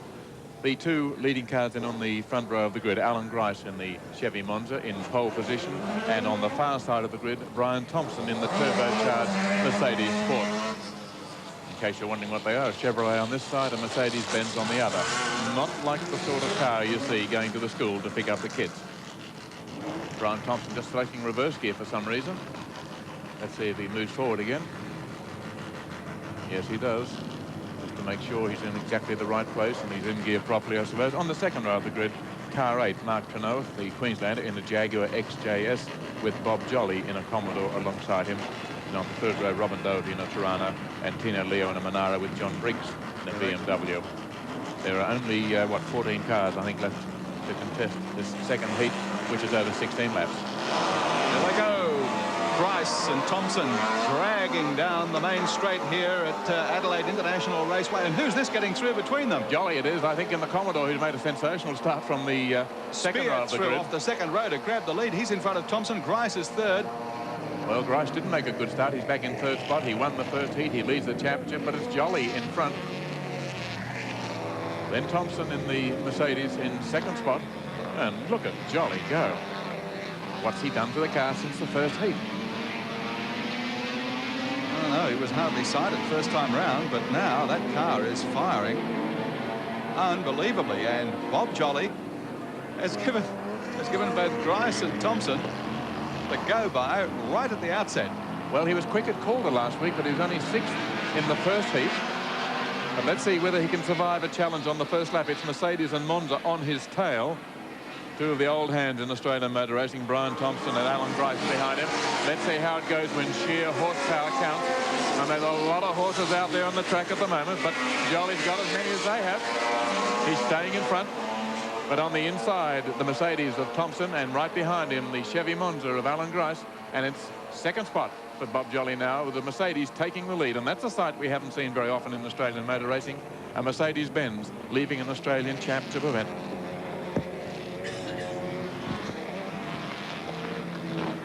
Still then is Brian Thompson.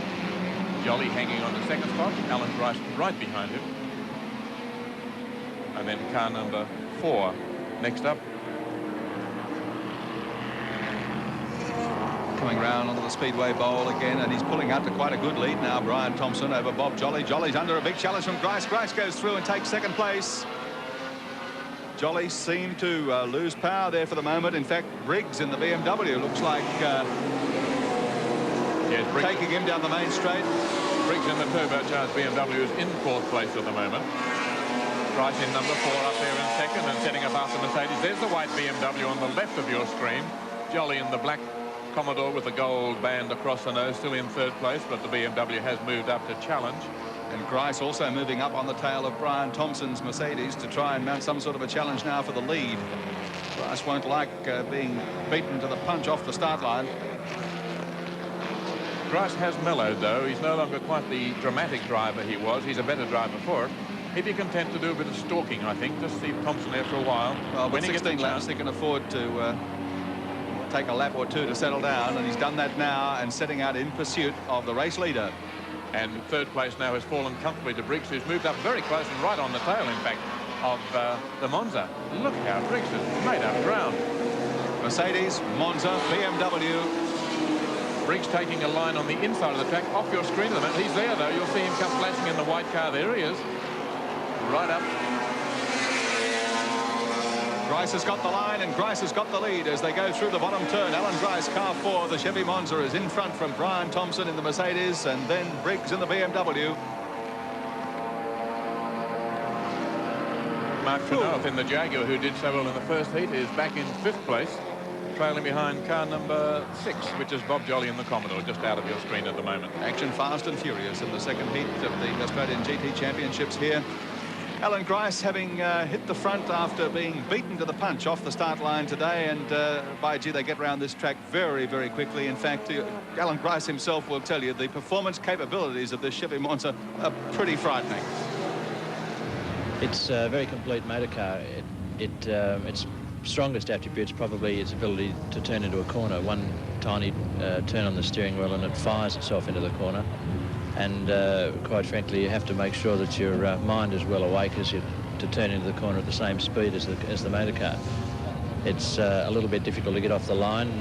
First gear is 96 mile an hour, and the amount of revs on board as you dump the clutch have got to be pretty precise.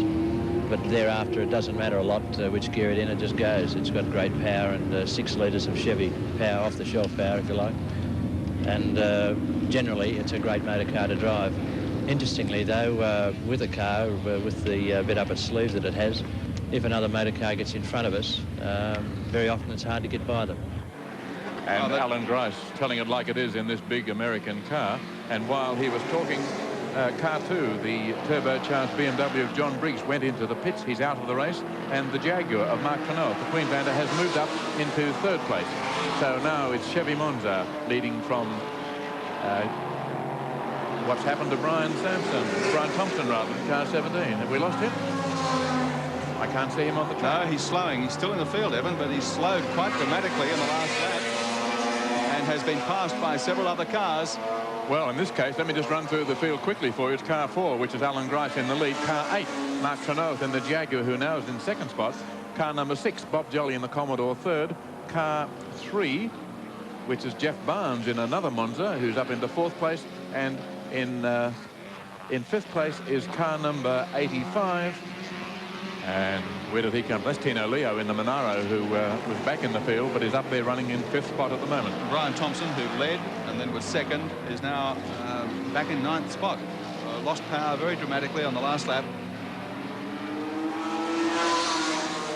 So Grice has been left with a very comfortable lead. Got some damage on the front of the car. Oh, you can see Thompson. it. Apparently he and Brian Thompson have touched. They hit, which is why he's out of the race and why Thompson has slowed. So a collision between 2 cars. This one, Brian Thompson, is going very slowly. You can see the damage to the front of his car, and he's just limping around to the pits. He can't keep going like that. And the damage has brought Briggs, who has a much more mangled front to his BMW than the Mercedes, has put them both out of the race. So 2 contenders from Germany, and they're both out of the event. Well, that's sad news for the South Australian Briggs. 9 laps remaining for Alan Grice, and the toughest competition is out of business. And going into the pits, the man who was running closest to him, Brian Thompson in the turbocharged Mercedes-Benz. The way the car's going, he'll be lucky to get to the pits. He's just crawling round now. You can see the damage to the front, and in fact the tyre may even be flat. It's certainly on the right-hand side, making some strange shapes as it rotates there.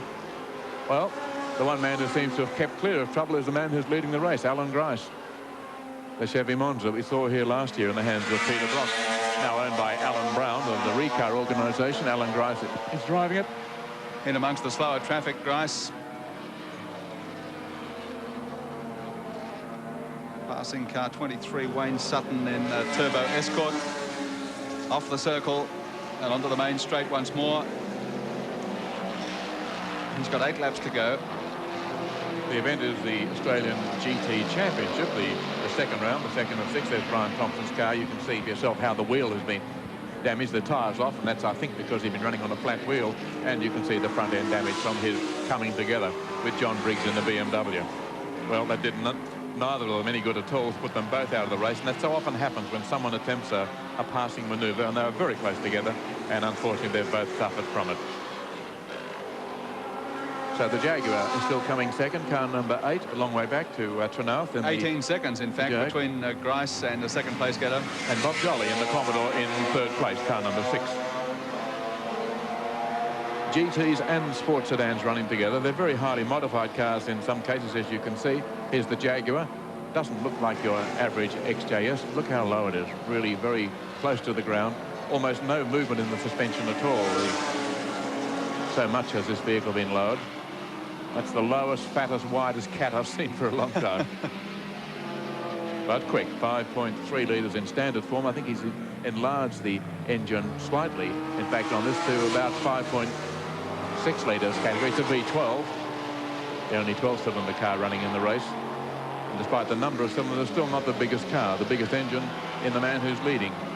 The Chevy Monza has a 6-litre V8, and if that's not producing in excess of 600 horsepower, I would be not surprised, but astonished. The Jaguar itself would be churning out well over 500, I would say, in a lightweight body. You're allowed to make all sorts of modifications for sports sedans and GTs in this country, and it leads to some of the fastest and most spectacular racing that we've seen. In fact, the outright lap record here at Adelaide International Raceway is held by a Porsche 935 in the same category as these cars last year when Alan Jones appeared at the circuit in a series of match races with Peter Brock. We've got a challenge on here, Gary, in that the Commodore Bob Jolly is closing up on Mark Trenoweth's Jaguar XJS. Not very far behind him, and a real battle developing for second spot. I think we can presume that Alan Grice in the Monza has the race fairly well in his grasp. Well, the lap record you just mentioned, Evan, is 51.7, and Grice comfortably in front at the moment is circulating in a touch under 54. So I think he figures he's got plenty in reserve.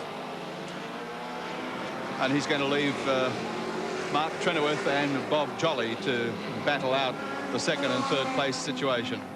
Jolly, in fact, is 2.7 seconds behind. He was further back than that. He is closing up on the Jaguar. Very much what you might call a homemade car, without being unkind. A car developed locally, one that Jolly himself has had quite a hand in developing, against a highly modified Jaguar. Again, not what you'd regard as a factory car, but one that certainly had a more exotic and more expensive beginning than the Commodore. And there's the Chevy Monza, a fairly small American car in basic form, but when you fit it with the biggest engine available and produce it in racing form, when you put an air dam on the front to stop unwanted air getting beneath the car and causing lift, when you put a big tail across the back of the car to give down thrust and to make sure that those wide racing slicks really can transmit all the power that you want, well, then you've got a car like this Chevy with 600 odd horsepower leading the race, the second round of the Australian GT Championship.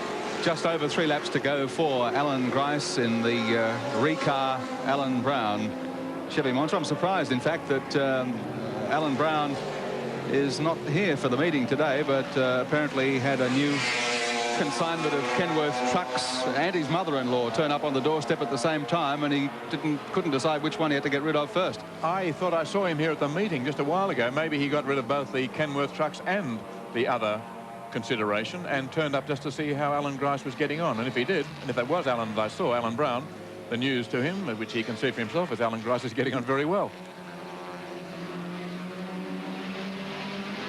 First, second and third cars in this race, by the way, were all involved, if you remember seeing it, and if you did see it, you wouldn't forget it. The unbelievable pile-up here in the GT race last year when Peter Brock was driving this car. So the first, second and third cars on the track at the moment were all involved in that huge pile-up. And for reasons which probably never been completely explained, he turned sideways at the start. It seemed he may just have been touched by a Porsche behind.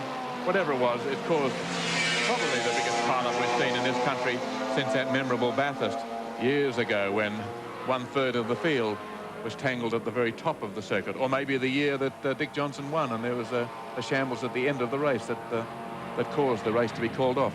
But I don't think there's been a more spectacular nor more photograph shunt than the one that this car precipitated here last year. Well, it's been rebuilt, it's been sold to Alan Brown, it's now being driven by Alan Grice, and he's certainly showing that this comeback is going to be eminently successful. He's leading the Australian GT Series, having won the first round, and all he has to do now is survive another 1.5 laps virtually, and he's going to win the second round. He won the first heat, this is the second heat. The points will be sufficient to give him a nice handy lead in this Australian Championship. He has 2 laps to go from this point. Grice has 30 points from his first victory. Brian Thompson in the Mercedes has 27. Mark Trenoweth from Queensland in the Jaguar has 24, so 3 states, New South Wales Grice, Victoria Thompson from Shepparton, of course, and Trenoweth from Queensland in the lead in the point score, and they're have been doing pretty well, apart from Brian Thompson. Thompson's not going to improve on that position, but certainly Mark Trenoweth is going to fare quite well out of this situation with Thompson off the track here in the second heat. Coming round with just over a lap to go for this man, Alan Grice, with a very commanding lead, approaching 25 seconds over the second place getter. Grice coming round to get the last lap board off the top of the circle once more and onto the main straight, the long main straight at which they get up to enormous speeds here in Adelaide. 1 lap to go now for Grice. Grice just passing Wayne Sutton in an Escort, a turbocharged Escort, car 23. There's quite a variety of cars taking part, and forgive us for not running through the field, but there's not a lot of racing in terms of time. Very hard to cover all the cars on a circuit like this, and it's Grice who's been leading from start to finish. In the first heat there was a challenge from Tony Edmondson in the V8 Alfa Romeo, but he ran into mechanical troubles during the race, wasn't able to run for the second heat, So Grice has been untroubled to win this race. Didn't lead off, of course. He was stunned by Bob Jolly's start, and I think let Brian Thompson slip in front as well. But Thompson and John Briggs came together. Thompson in the Mercedes Turbo, Briggs in the BMW Turbo. They both went out of the race, and that has left victory in the capable and experienced hands of Alan Grice. An easy win for Grice then. Mark Trenow, the Queenslander, will come across the line in second spot in the Jaguar, and in third place will be car 6, Bob Jolly in the Commodore. But an easy, almost cruising victory to Alan Grice in the Chevrolet Monza.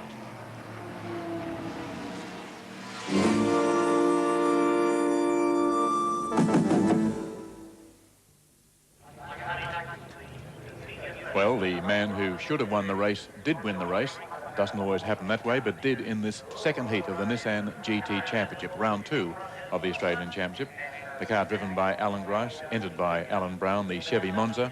He scored from Mark Trenow in the Jaguar, and in third place, Bob Jolly in the Commodore. That's the way they finished, and it gives Grice a big lead in this year's Australian GT Championship. And now it's over to Gary Wilkinson. When Group E, or series production, was reintroduced in 1981, it was the little Alfa Sud that was dominant, followed then by the RX-7, then along came the Datsun 280 ZX. Now the ceiling price has been lifted to the $30,000 mark with an influx of new machinery, the Alfa Romeo GTV6, the BMW, and of course the Mitsubishi Starion. And boy, has it proved to be the dominant car so far this season. And the front runner is Peter Fitzgerald. This car really goes like smoke, doesn't it? Terrific little car, Gary. We've had 11 races in this, or 11 starts, and it's won 8 of them, and it's certainly been the dominant vehicle. What has made it so easily adaptable to racing? I didn't say it was easily adaptable. It's meant a lot of work on our part with a lot of help from Bilstein shock absorbers. They help us out, and the crew from Advent. We've spent a lot of time track testing. We spent a lot of time before the first round of the series, and I think you've just got to go out and try things until you get it right, and it's amazing how a couple of turns of a nut makes a difference. They're a very sensitive little car to changes. There were a lot of forecasts of doom when the Starions were first mooted in this category about their handling capabilities, but I mean those people aren't laughing anymore. That's right. I did a lot of inquiries, and I was scratching my head beforehand, not knowing what to get. And it's funny. One of the strongest points of the Starion is that it brakes very well, which I think everyone will agree to. And yet that was mooted as the weakest point of the Starion. Well, I'm pleased to say that's not the case. And it certainly does. You can get it to handle very well. With the advent of the Super Series, competition, of course, is hotting up, and there are a few cars yet to show their true potential, I guess, like the BMW and the GTV6. Yes, I think, you know, at Calder and at Adelaide, we have a bit of an advantage, and I think we've got the legs on them down the straight. At Amaroo, it could be a different story, which is in 2 weeks' time. Wherever there are regulations, however few they might be, in the case of Group E, there's always somebody looking for a loophole. How much latitude is there? Well, there's really none. It's been put quite clearly to us. I'm very happy to see today that after practice they've lined us all up and put us through to do a check on all the alignment figures, because there's been a few bent struts out there, I think, and they haven't all happened by accident. OK, Peter, we wish you all the best in the second round of the Super Series. Thank you very much. And Peter Fitzgerald, of course, has won both the heats here today. But wins in heats won't matter for much, because it's the final, the 20-lap final still to come, which will determine just who gets the points in the $200,000 Super Series here at Adelaide, and also at Calder in Melbourne and Amaroo in Sydney. And in a moment, we'll be returning to show you the second round of the Australian Formula 2 Championship from Adelaide International Raceway.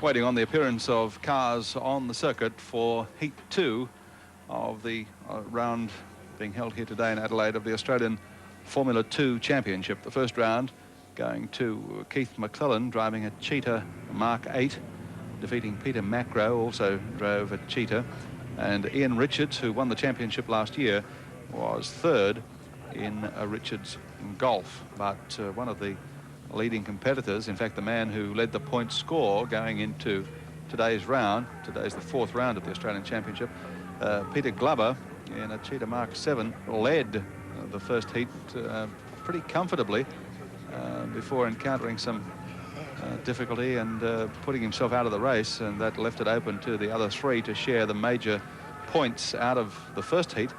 It'll be interesting to see whether or not the trouble that afflicted Glover's Cheetah has been overcome, Evan, and whether he takes his place in the second heat. He needs to protect his point score situation. Well, let's hope so. And there you are. While we've been talking about the Formula 2 race, you've been in the seat of Alan Grice's Chevy Monza that won the previous race. Yes, let's hope that Peter Glover can front up. He was very fast in earlier running until he was forced out of that race.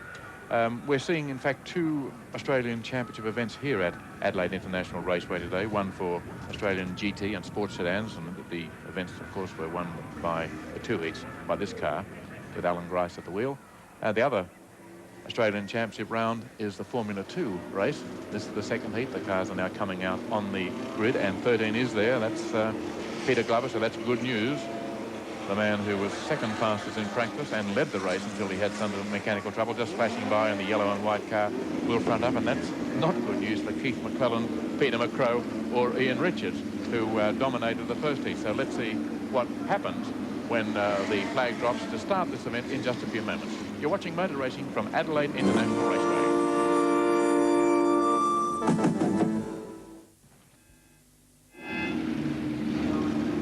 They've got a warm-up lap before the flag drops on the second heat of the Formula 2 Championship. Peter Glover, closest to our camera, who had the mishap in the first heat that put him out of business, then McClelland, then Macro, 3 to watch. But also Ian Richards off the second row, figured in the placings in the first heat. There they go. On the second row, you have Ian Richards in car number 1 and car 8, Greg Ferrell in an Elfin. We might expect to see Greg show a little bit more strongly in this race. He wasn't to the fore in the previous heat. This race, like the other one, over 16 laps, and the combined point score will determine just who leaves Adelaide tonight with either a healthy lead in the Australian Championship or a sad tale to tell, and some more races to look forward to try and get back into one of the prestige series in the Australian motorsporting calendar. There are at least 3 non-starters. Mark Buick, who had trouble in the earlier race, is not there. Neither is Bronte Rundle in an Argus. And Craig Gibbs in a Cheetah is also missing. So with 3 absent from the grid, we have the lucky number, 13 starters to face the flag, and the distance is 16 laps. The course here at Adelaide International Raceway is 2.41 kilometres. If you find that hard to comprehend, think of 1.5 miles. A few bends at the back of the track where the cars are just being I was going to say woven, you might get the wrong idea, but the drivers are forced to weave across the track to put a bit of heat into the tyres. That's why they follow these strange gyrations. It's just to make sure the rubber in the tyres is hot, because racing tyres don't work properly till they're warm. And these cars are light. They don't have a lot of weight to make the tyres act, so the drivers go through these artificial and exaggerated manoeuvres before the race starts to make sure that their tyres really are warm so that they can get grip from the rear tyres. All of them have the engine in the tail, and they also have enough warmth in the front so that when they come to that first long swinging right-hander, Hume's Corner, they're going to turn to the right and not do a bit of grass cutting. Peter Glover in the yellow car, 27 years of age, comes from Melbourne. Started racing in go-karts and switched to Formula 2 2 years ago when he bought this car that he's in today. Keith McClelland, who'll be alongside him on the grid, is from Sydney. He's 35 years of age, raced in Clubman's for a long time, won the New South Wales title a couple of times. Peter Macro on the right of the screen, just going off the edge there in the green car. Off the edge of the screen, that is, not the edge of the track. Is, I think, probably the oldest driver in the race. He's 43, comes from Melbourne as well. Shows he's been racing forever. Ian Richards, 39, built his own car number 1. He's building 3 new ones, including one for himself. Well, if you're going to make some, why not make one for yourself? That's the field, 13 cars. The drivers to watch: McClelland, Glover and McCrow on the front row. Richards, maybe Ferrell, he didn't do too well in the first run in the second row, but certainly Richards, a man to watch in car 1. 10 seconds to go.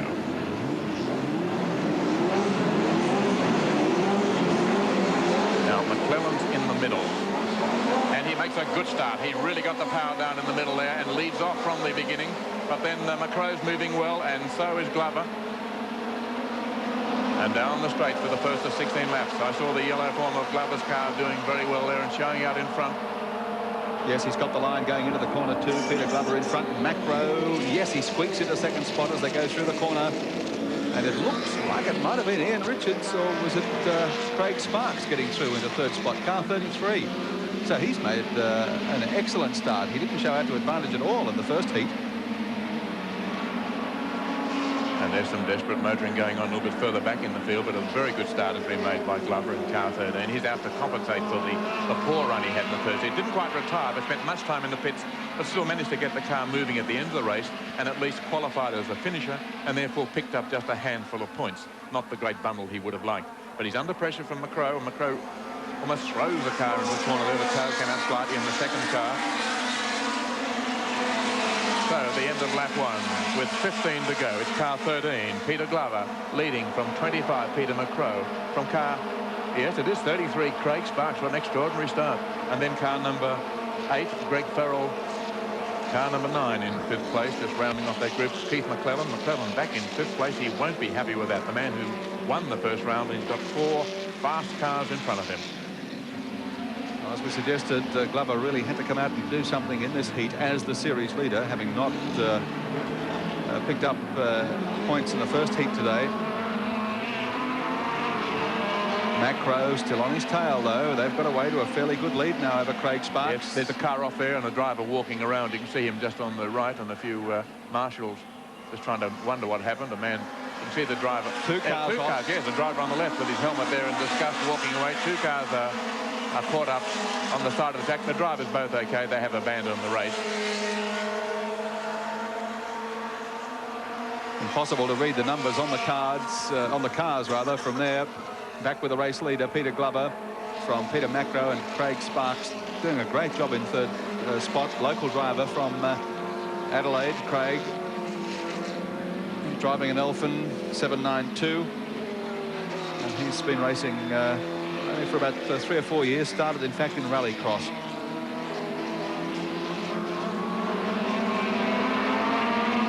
Coming up now, the 2 cars, by the way, who went off there were car number 26, Rob Newman in a Cheetah, and car 49, John Woodbury in another Cheetah. They're the 2 who are out of the race, tangled, but doesn't appear to be much damage to the cars, and certainly no damage to the drivers. After 3 laps, the lead of Peter Glover seems to be extending, although Macro is behind him, but the 2 of them are pulling away. Ian Richards is behind. McClelland also moving up quite strongly now. I think he's got by Craig Sparks. Yes, he has, into 3rd spot. Yes, as I was saying, McClelland is behind way back in 7th position, so he's either got trouble or is having problems in the traffic. The man who was a potential winner in the first heat and the defending champion is a long way back, and there's some fast and tangled traffic in front of him. And very frustrating if you're trying to score points and aren't doing well or had a bad start and then find yourself back behind the traffic. It's hard getting through when drivers are going as quickly as these fellows are. So onto the circle again. Glover from Macro. Car number 9 going through in 3rd spot is McClelland. Then 33, Craig Sparks and Neil Israel.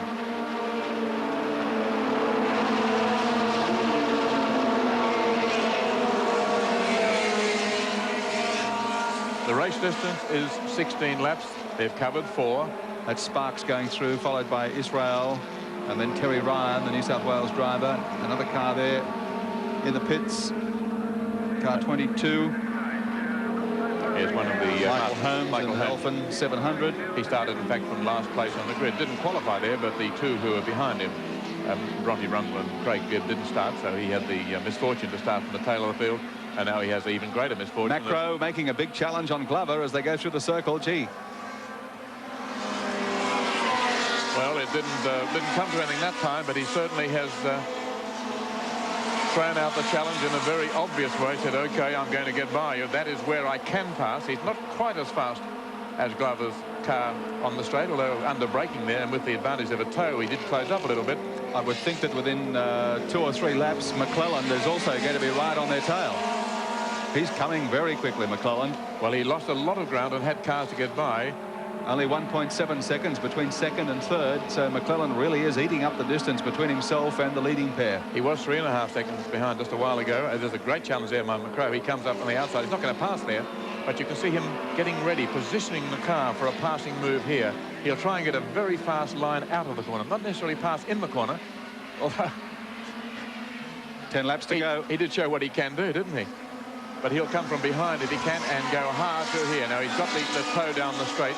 I don't think he quite has the same pace as Glover's car. You can see there how Glover is just opening up a margin down the straight, but McCrow certainly can close up under brakes, and look how McClelland has caught.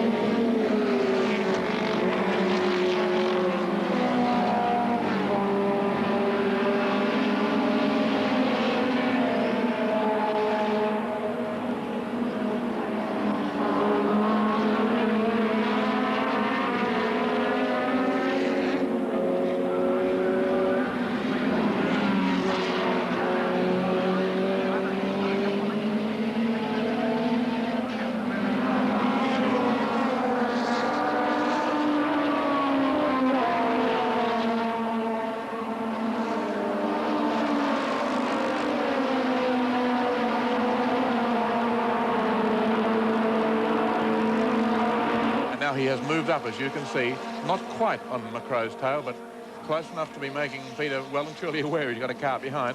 Almost equidistant now, the space between these leading three cars.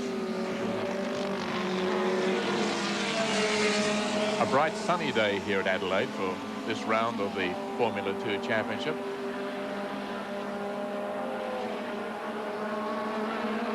Through the S's, back onto the speedway section of the circuit. So bright and sunny. In fact, Gary Wilkinson and I sitting here in the commentary box with the sun streaming on our faces can't see the monitor, so if we occasionally call a wrong number or a wrong car, please bear with us. But there's great racing out there, and it's still Glover leading the event in the yellow cheetah. McCrow in another cheetah, all cheetah Mark 8s and one Mark 7, the Glover car, the slightly older car in the lead. Still barely a second between the top three, Glover, Macro, McClelland. All three driving cheetahs, and then behind them Greg Ferrell in the Elfin and Neil Israel in the RBN. Neil Israel, in fact, interesting character because he started racing back in '71 in an Anglia sports sedan, then went to England in '75, raced in Formula 4 there until '77, then quit motor racing until he returned this year. 6 laps to go. Well, if Keith McClelland doesn't improve on his position and stays in third place, he'll still come away from this meeting with maximum points. He won the first heat. Glover, who's leading, didn't score any major points there, so he's not really a threat to him. Neil Israel, I think, going through there.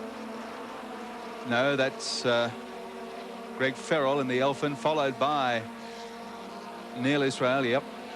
And then Ian Richards, who showed out to advantage to finish third in the first heat, but is back in the pack this time in sixth position. There's such a fine margin in performance that if you have trouble, no matter what your talent, and fall back behind some of the others that you didn't see in an earlier heat, they can be very hard to get by, and that's what Ian Richards is discovering. He's back among some good drivers who maybe don't have the same machinery as he's enjoyed, but he can't get by them because there's a real tussle going on back there. 5 to go, yep. through the bowl goes car number 8. McClelland's in second spot. McClelland has got by into second place as we watch the rest of the field streaming through with 5 to go. The order now is Peter Glover in 13. Keith McClelland in the Cheetah is now up into second spot, and Peter McCrow has been relegated to third. That's McCrow in the green car. He's in front now. got the front. McClelland has taken the lead. He's got by the yellow Cheetah. Just while we were watching some of the cars completing the laps, he completed a manoeuvre at the end of the straight. And now McClelland, who was so far back, 5th place early in the race, has now come through to lead.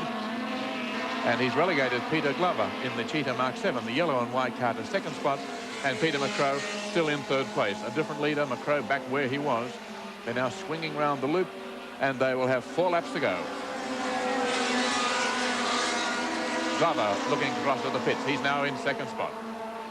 A great battle continues for the 4th, 5th and 6th positions too, between Ferrell, Israel and Richards. Not a bad battle going on for the lead either, but I think McClelland, if he can just keep the car going now, looks fairly safe, because having got by Glover and McCrow, he is 100th by 100th, opening up just the slightest of margins every corner, just pulling away slightly. You can see the extent of the lead now. A great battle for second spot, but McClelland in the Cheetah Mark 8, who started from pole position, having won that right through his fastest lap in practice, now back in the lead.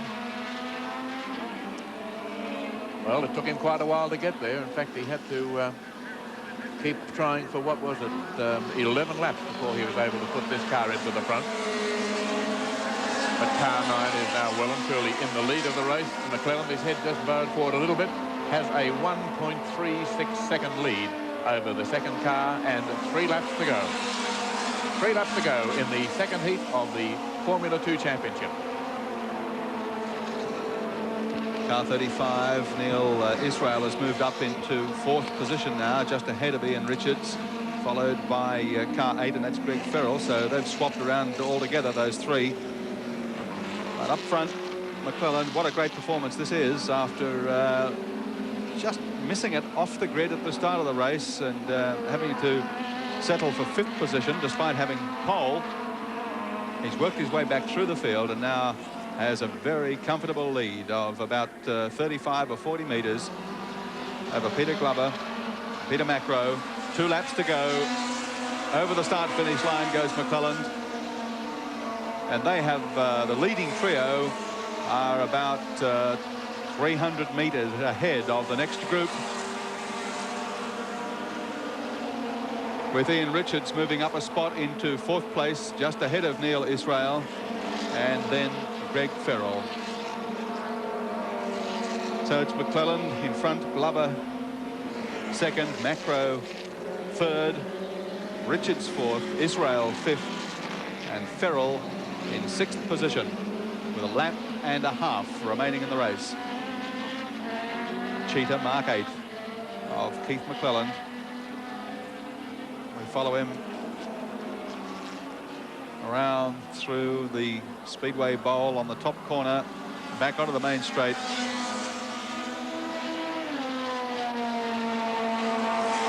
And he's pulled out to a lead of over 4 seconds. He's got it wrapped up on the last lap.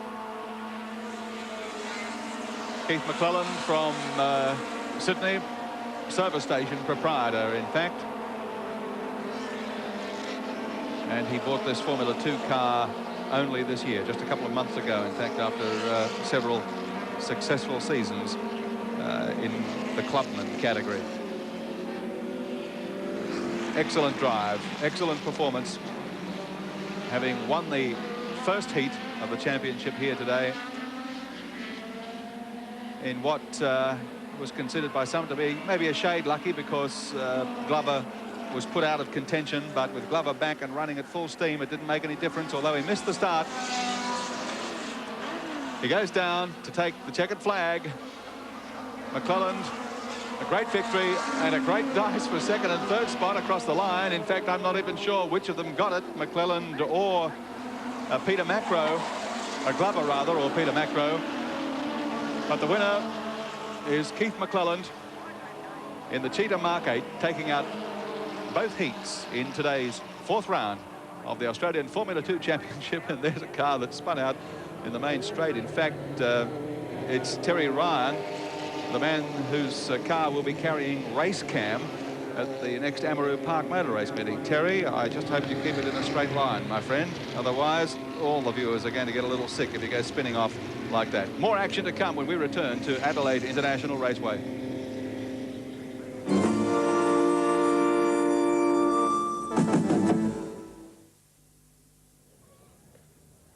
Keith McClelland, winner of both heats today of the Australian Formula 2 Championship at Adelaide International Raceway. In the second heat, he was a commanding winner. Despite missing the jump, he really drove like a man possessed through the 16 laps to grab the lead and go away to a clear victory.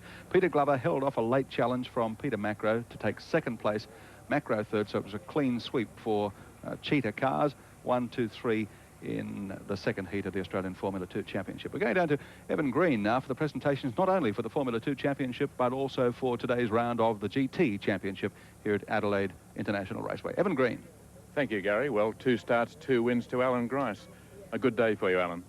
Yes, certainly a good day in this motor car. It was the car was a bit good for the opposition today, and it was a shame to see some of the other blokes fall by the wayside, but I'm sure that they'll be back at the next round. Alan Brown has the car now. There was a possibility he might drive. What sort of bloke is Alan that he put another driver into a car that obviously is a winner? Well, I think probably sums it up the fact that he bought the motor car in the first place. It was very obviously a top motor car in Australian motor racing. It wasn't going around enough. Brownie elected to, through Rico, buy the motor car and to put it on the track as much as anything else. And I've driven for him before, and now next thing he'll have me selling trucks for him. You seem to have gained a new maturity, Alan. You're a much more contented, quieter, and I think a better driver for it. Yeah, it said that. Maybe I'm a little bit older than 21 now, perhaps, or not as many pressures were involved a few years ago, but I'm certainly enjoying it more. Yeah, you're a happy driver. I'll be around for quite a few years yet. Well, Dick Levy, who's the sales manager for Nissan in South Australia, is here to make the presentation, and Nissan, of course, are sponsors of the race. Dick? Thanks very much, Evan. Nissan Motor Company and its dealer network are very proud to have been associated with today's meeting, and I'd like to congratulate Alan on such a great win today and present him with this prize and something to go with it. Great, Alan. Thank you very much. Great race. Thank you very much to Nissan. You've been involved in motorsport for a long time in a lot of ways, and thanks for your help. I'm not going to be around when you open that because it's likely to make a bit of spray. But, Dick, you stay around because you also were sponsors of the second race, the Formula 2 race, and we get Keith McClelland here. Keith? I'm talking to multiple winners. 2 starts, 2 wins. No wonder you're smiling. Yeah, I reckon it took a little bit of effort to get here this week, Evan. I'd like to thank Nissan today for sponsoring our event.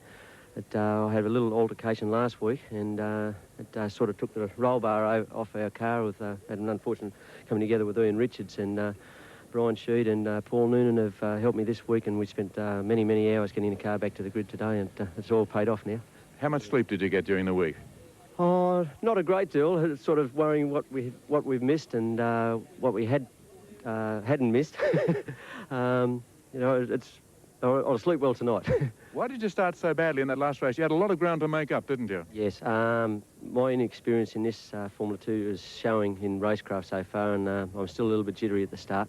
I've got a little bit more confidence today now, so maybe the next starts might be a little bit better. Yeah, 2 starts, 2 wins. It's not bad for the confidence. Dick Levy from Nissan again to make a presentation. Again, the sponsors of this round of the Australian Formula 2 Championship. Congratulations, Keith. Once again, Nissan is proud to have been associated with it and to present this to you. Congratulations on a great drive. 2 great drives. Thank you. If I could just thank my own sponsor, Pi, for supporting me this time, and a personal thanks to Graham Watson for getting the car here also, who unfortunately couldn't make it down here this weekend. Still to come today, we have the action of the final, the 20-lap final of the Super Series. Should be some great motor racing. Hang around, it's on in just a few moments from now.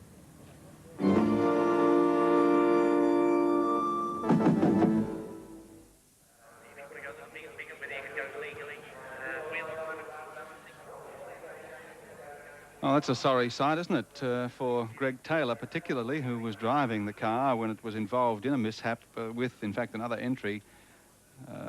Another Cheetah, driven by Rob Newman.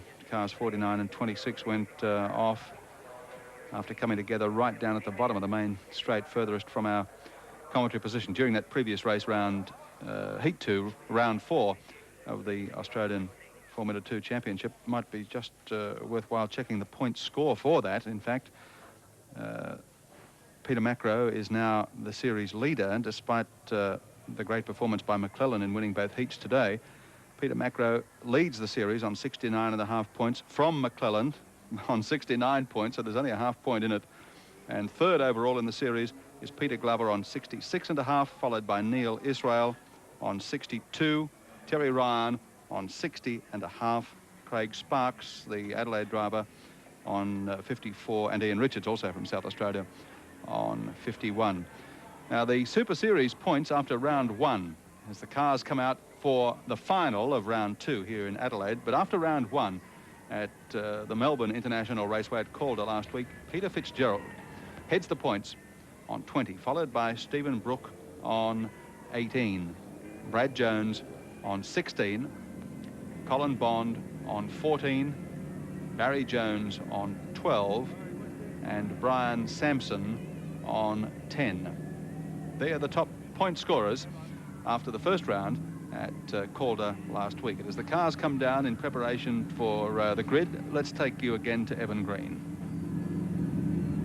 The front row of the grid for the final of the Australian Super Series is all Mitsubishi Starions, and in the middle is Brian Sampson, the man who was fastest in practice. You've had some pretty hectic races, Brian. Yeah, it's been exciting. Plenty of thrills in it, that's for sure. Any particular tactic? You've got Peter Fitzgerald on your right this time rather than on the left, and he's always led into the corner from the left. This time he's in a different position. Well, I hope he inherits my bad luck at starting or the slippery side of the track. I really think that's what it is. I hope so anyway. What happened in that first race when he went off the track? I tried to make the rush on Fitzy on the corner, and no, I was in front, wasn't I? Yeah, I tried to make it slow for him on the corner and fouled myself up a bit, I think. Okay, we'll let you think about the race, which is just about to start. You have Jim Fanico on one side. Here is Peter Fitzgerald, the man, of course, who's done everything right. He's won both opening races. He's sitting there calm. I don't think I'll interrupt him because it's a bad time to speak to a driver. But Peter looking confident, as he should. He's won both the opening heats. He's been doing everything right. And just behind him is Colin Bond, looking so relaxed that you'd think he was about to fall asleep. But that's the way Colin Bond operates. And Brad Jones in another Mitsubishi alongside him. So it's all Starions on the front row, and then a more varied mixture of cars from there on. Okay, I'll get out of the way, and it's back to you, Gary Wilkinson. Thanks very much, Evan. We'll take a break and come back for the action of the final, round 2 of the Super Series for production cars at Adelaide International Raceway.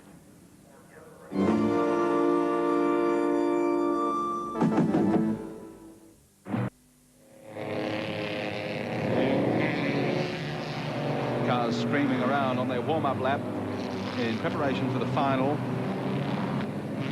this round of the Super Series for Group E production cars. One car missing from the lineup, I noticed, as they came out onto the grid, was the Starion, car 41, driven by Peter Dane, and he looks to be the only non-starter in the final.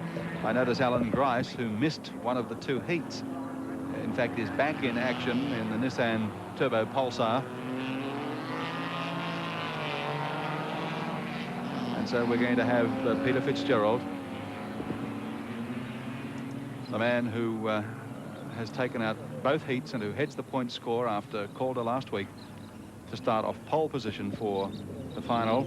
Alongside him, Brian Sampson, who's been so fast and yet just hasn't been able to get to the checkered flag in front. What we really need to see, Gary, is someone get in front of Peter Fitzgerald. He's made the lead in each of the races. How he can cope with starting from the inside will be interesting. It should be the favoured position. But he's done his best driving from the outside, where Fanico is. 3 Starions off the front. The race distance is 20 laps, and I feel as though I've just run it myself. Colin Bond on the second row in the GTV6 alongside another Starion of Brad Jones. Back to Gerard Murphy in car 15, the GTV6. Car 66 is Kevin Bartlett, yet another Mitsubishi Starion. And I can't quite sight the car on the far side. There's the 280 ZX of John Giddings. RX-7, Gary Walden, yeah. 17 on the far side is Brian Thompson, and that's RX-7. 61 is David Selden in Alpha GTV6. But this is the front row where the interest will be. Creeping forward for Nico. Sampson's been left at the start. Finico got just a slight edge, I felt, but Fitzgerald's got the line as they come down the long straight to the first corner. Well, no, will he have? Finico's going like smoke out wide. He's going to pull across in a moment. I think so. It looks like that outside line into the fast line. That's what Finico is. He's still in front marginally. You can tell by drawing a line through the shadows, but what will it be like in the corner? It'll be Finico's corner. And Finico sweeps through for the first time, and this is a change. Fitzgerald not in the lead. Colin Bond up there in that tangle of traffic in the Alpha. Finico in front, Fitzgerald second, Sampson third. And so it's Mitsubishi's 1, 2, 3, 4. And 4. I think it might be Brad Jones coming through in 4th spot. Well, Finico in front now. Finico featured very strongly in the Calder meeting last weekend, but then was disqualified in scrutineering, put out of the result then, so he didn't get any points from that. 280 ZX is up. Oh, here comes a big challenge from Fitzgerald going through on the inside of Finico on the top of the circle, and Fitzgerald's got the lead. Finico second, Sampson third, and Brad Jones fourth, and the 280 ZX driven by John Giddings has made a remarkable start from 14th position on the grid. He's back in 5th place. Gerard Murphy up high. Colin Bond is back about 9th place. Had a fairly slow start, and Colin will have to work very hard to recover from there. And back in about 12th place, I'd say, would be Alan Grice in the turbocharged Nissan Pulsar, back in the middle of the pack. 20 laps is the distance, 1 down, 19 to go. Fitzgerald the leader, Sampson second, Finico third on the inside. Here's the challenge on the outside. Brad Jones, Brad Jones, yes. It's a big challenge, but it's almost a hopeless line, but he's persisting with it and hanging on there, but he just can't hang on. He'll have to give ground and try a more suitable line there, else he's into the grass. And then Giddings in 4th spot, car 10 has just gone off there over the back of the circuit. Not Don Bradland, but Don Bradland. In one of the 5 Mazda RX-7s in the race. There are 9 Starions, though, and they are the dominant make. Alan Grice way back in 17th place at the end of that first lap. This is a great effort, you know, of the Sampson going down the outside. By gee, he'll have to do well to try and get round there. He won't. Great effort by John Giddings in car number 8, the black 280 ZX, back in 4th spot, having come off 14th position on the grid. Really is quite remarkable. That's him sweeping through there on the outside, the black car. That's right in your screen now. Colin Bond doing well now. He's picked off a couple of cars, and Bond is up in about, I would say, 7th place. Through they go, Fitzgerald, then Sampson, Jones and Finico. Jones has got Finico as they go through that corner. Well, Finico started very quickly, led the race, but now he's dropped back into 4th place, which is where he ran most of the heats. And Fitzgerald ran in the front, and that's where he's staying, and it looked as though Sampson was going a little bit wide then, went up on the up in the alley, but recovered well. He's pressing hard. Brian Sampson, a veteran competitor here, and he's determined to do well. He'd love to take up the final because only the points gained in the final count. The heats mean nothing except qualifying positions for the start of this race. But the points gained in the final, they're the ones that go towards the $200,000 prize money in this, the richest motor racing series in Australia. Races here at Calder in Melbourne and at Amaroo Park 2 weeks from now in Sydney. Bond and Gerard Murphy have both got by John Giddings in the 280 ZX, so we've got 4 Starions at the front, followed by 2 Alpha GTV6s. And again, Fitzgerald weaving across the track to try and break the toe from the persistent Sampson, who hangs on, just trying to get into that aerodynamically disturbed area behind the car, which is a zone of lower pressure, and it'll make him go faster. He wants to hang on, and Fitzgerald knows that and is breaking away, and he now has a lead of, what would that be, 2.5, 3 car lengths? Oh, he's gone sideways, but he catches it well, but he has lost time. He's braked then to try and get it under control, and Sampson, too, was forced to brake to avoid ramming him, so neither gained greatly from it, but those in pursuit, they certainly did gain, and the one who probably made the biggest gain was Brad Jones in the Starry. Well, Fitzgerald has really done it well here today, having taken out both heats so far, and his record really is outstanding in this car. But of course, as we've mentioned, with the GTV6 and the BMW, there's some new competition to think about. I think as the series progresses, they're going to be harder and harder to beat. We've had our car since February, and obviously we've had a larger lead time on those chaps to get our car to go properly. How much harder to beat will they be? Because Colin Bond is in 5th place, but he's got 4 Starions up ahead of him. And the point score after the opening round at Calder last week, Peter Fitzgerald won that, and he scored 20 points in car number 3. Stephen Brook in the Perrier car, the BMW, which isn't featuring very strongly here today, but is back there almost in sight now. He had 18 points. Brad Jones, who is doing well here today, 16. Colin Bond then scored 14. Barry Jones in another stallion, 12. And Brian Sampson, who's up there among the front runners, scored 10. Yeah, Stephen Cook is back in 9th place in the BMW, not showing anywhere near as well as he might have expected. Well, the car was damaged at Calder, and most of the team's efforts this week have been in repairing the bodywork rather than getting it all sorted out for the meetings. In fact, they were telling me that at Calder, the track was so unsuitable to them, they never once got out of third gear as their highest gear. They got 5 speeds, they only used 3 of them, and that's Colin Bond really driving that Alpha hard. I don't think I've ever seen Colin enjoying himself more or driving harder, and those two characteristics seem to go hand in hand. Now, he's really giving Brad Jones a hard time going through the circle. This is the part of the track where Colin really shines. It's almost like Rowling. He'd like to put a car sideways. He almost gets the chance. He's going right to the edge of the fence there on the way out. There was a fast line through. He doesn't quite have the same power as these turbocharged 4-cylinder Mitsubishis. But if he can hang on in the toe, which is exactly where he is, he can then break out, which is what he's done, and break later and take the lead. And that's what he's going to do. I don't think Jones can do anything about it. He might move alongside him, but he has to give way. Bond is up into 3rd spot. Fitzgerald and Sampson up ahead, running 1-2 at the present time, and Colin Bond moving up into 3rd place, as we said, in this relatively new car to the series, the Alpha GTV6, but it's got a lot of potential. Colin will tell you that. Well, Gary, I think the car's got a lot of potential. It's only the 2nd time we've raced the car. It's a very well-balanced motor car. The motor's in the front with the gearbox in the back, and therefore the weight distribution of the car is 50-50. And I think here today in particular it's going to show out towards the end of the race, because tyre wear is a problem.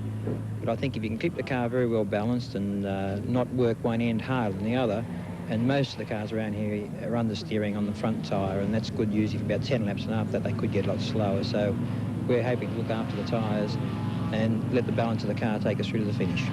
And I think Colin, while he was talking, would have rejoiced in the pictures we were showing. That is the stallions in front working their tyres so hard that if there is a possibility of tyre wear being a factor in this race, it will count on those cars still leading him. Well, it is 20 laps, isn't it? And hard-fought laps. Colin himself giving the car a lot of stick, going sideways. He's got a very fast car and fast driver behind him. Brad Jones right on his tail, a little quicker down the straight. You just saw the flash of 2 cars, the 2 leaders just in front of Colin. So he's well and truly within sight. There they go. He has to catch up on them. He still lacks just a little bit of their ultimate pace, despite the beautiful V6 under the Alpha's bonnet, 2.5 litres, but against 2 litres of turbocharged 4, it doesn't quite give the same sort of power as the 2 Mitsubishis do. And Colin is getting there by dint of the car's fine handling and braking, its superb balance that he spoke about, and his own great skill as a driver. While all this is going on, the man that in fact won the jump at the start of the race, Jim Fanico in the Stallion, has slipped back to 6th place. Yes, he may have had some problem. Let's speculate. He might have done a little bit of damage in going so hard early. I don't quite know. Something might have gone off. Obviously, he's lost a bit of the pace that saw him so well placed in the opening laps, and he has dropped back now to be trailing the leading 5. Colin Bond, though, in 3rd place, drawing away a little bit from Brad Jones. Not much in it, as you can see, but he has opened just a little bit more of a gap, and through a part of the circuit that he favours, he should draw away a bit more, and I suppose even more important, close up on those 2 cars in front of him. That's got to be his goal over these next couple of laps. He knows that he can whittle down that lead by maybe a 1/4 of a second a lap. It's only 2 seconds between 2nd and 3rd, too. Yes, well, if Colin can just take a little bit off each lap within 4 or 5 laps, he'll be right on the tail of the 2 leading cars. Brian Sampson leading from Peter Fitzgerald. There's been a switch there, and the dogged Sampson now has taken the Preston Motors car ahead of the Hull Colour Mitsubishi. But this is where Fitzgerald got through before. Sampson's not going to fall for that trick twice. Not that it was he that was passed. But well, it goes to show that somebody can get by Fitzgerald. I'm just watching how close they are, Gary. If Sampson was taunting him then, leaving just a half a car space open, to give him the suggestion he might just put the nose in there to get by, and maybe more important, to force him on the outside in an impossible line. Well, and Colin Bond continually closing up on the leading duo. And out of their sight, probably, he's over on the left, partly to get a clear run of this corner, but I suspect so that they won't see him. Fitzgerald moves over there. He's going to make a fast sweep through here, hoping to come out of the corner faster and maybe a little tighter than Sampson. But Sampson holds the line. Fitzgerald sweeps out wide. That's a very fast line he's taking. Not good for the start of the corner, but perfect as he comes through the really tough part of Humes. This big right-handed sweep. 2.4 kilometres around Adelaide International Raceway, a tough circuit, some very, very difficult, almost treacherous corners in place, particularly the one they're approaching about 3 from now, the reverse camber run onto the speedway loop. That is hard, and ahead of them some traffic, and that'll make things probably hard for both of them and could in fact change the very nature of the race, because when you're passing cars who've got their own private battles, who haven't been passed, who aren't aware they're being caught, all sorts of dramas can happen. Sampson in front, then Fitzgerald, Bond, Brad Jones and Gerard Murphy. Gerard Murphy we just saw there in car 15, the Perrier car, I think the BMW number 2 of Bond closing on Fitzgerald. It's less than a second now between Bond and the second place getter. And that's Kevin Bartlett going through in the official Mitsubishi entry, car 66, closing the gap on the 280 ZX in front of him. But Kevin Bartlett's a pretty interesting situation for him, you know, because as I mentioned, he's the official Mitsubishi team driver, and yet, as you can obviously see at the front of the race, the toughest opposition comes from the privateers who are also running Starions. Yes, this is very true. In fact, in some areas it may be, to me, just a little bit of a disadvantage. Not saying that they're not doing a good job, they're doing an excellent job, the other competitors. But we've got a scene to be absolutely correct in everything. And I'm not saying the others are not correct, but they've certainly got a little bit more leeway, and they can do things as a privateer that you can't quite do as a factory effort, because our accessibility is an absolutely, completely standard items. As a matter of fact, our car uses standard shock absorbers. For more reasons than just cost, it's certainly, we like to show that the car, as a standard car, completely standard car, can run on standard shock absorbers and be competitive. Well, Kevin is running in 10th place at the moment. Another car coming into Alan Grice in the pits. Yes, it's the turbocharged Nissan Pulsar, the little Exo coupe that Alan has brought into the pits with some sort of problem. He was running a fair way back in the field. A car we might follow, though, is Stephen Brook in the Perrier BMW. He was 12th on the first lap. He's now up to 6th, so he has passed 6 cars in, in 10 laps. And that's the sort of progress. If he can continue that, he'll end up winning the race. I don't think he can do that. I think he was too far back to start with, as we watch a wheel change on Alan Grice's car. But all sorts of dramas happening back through the field. Past the halfway mark in the race.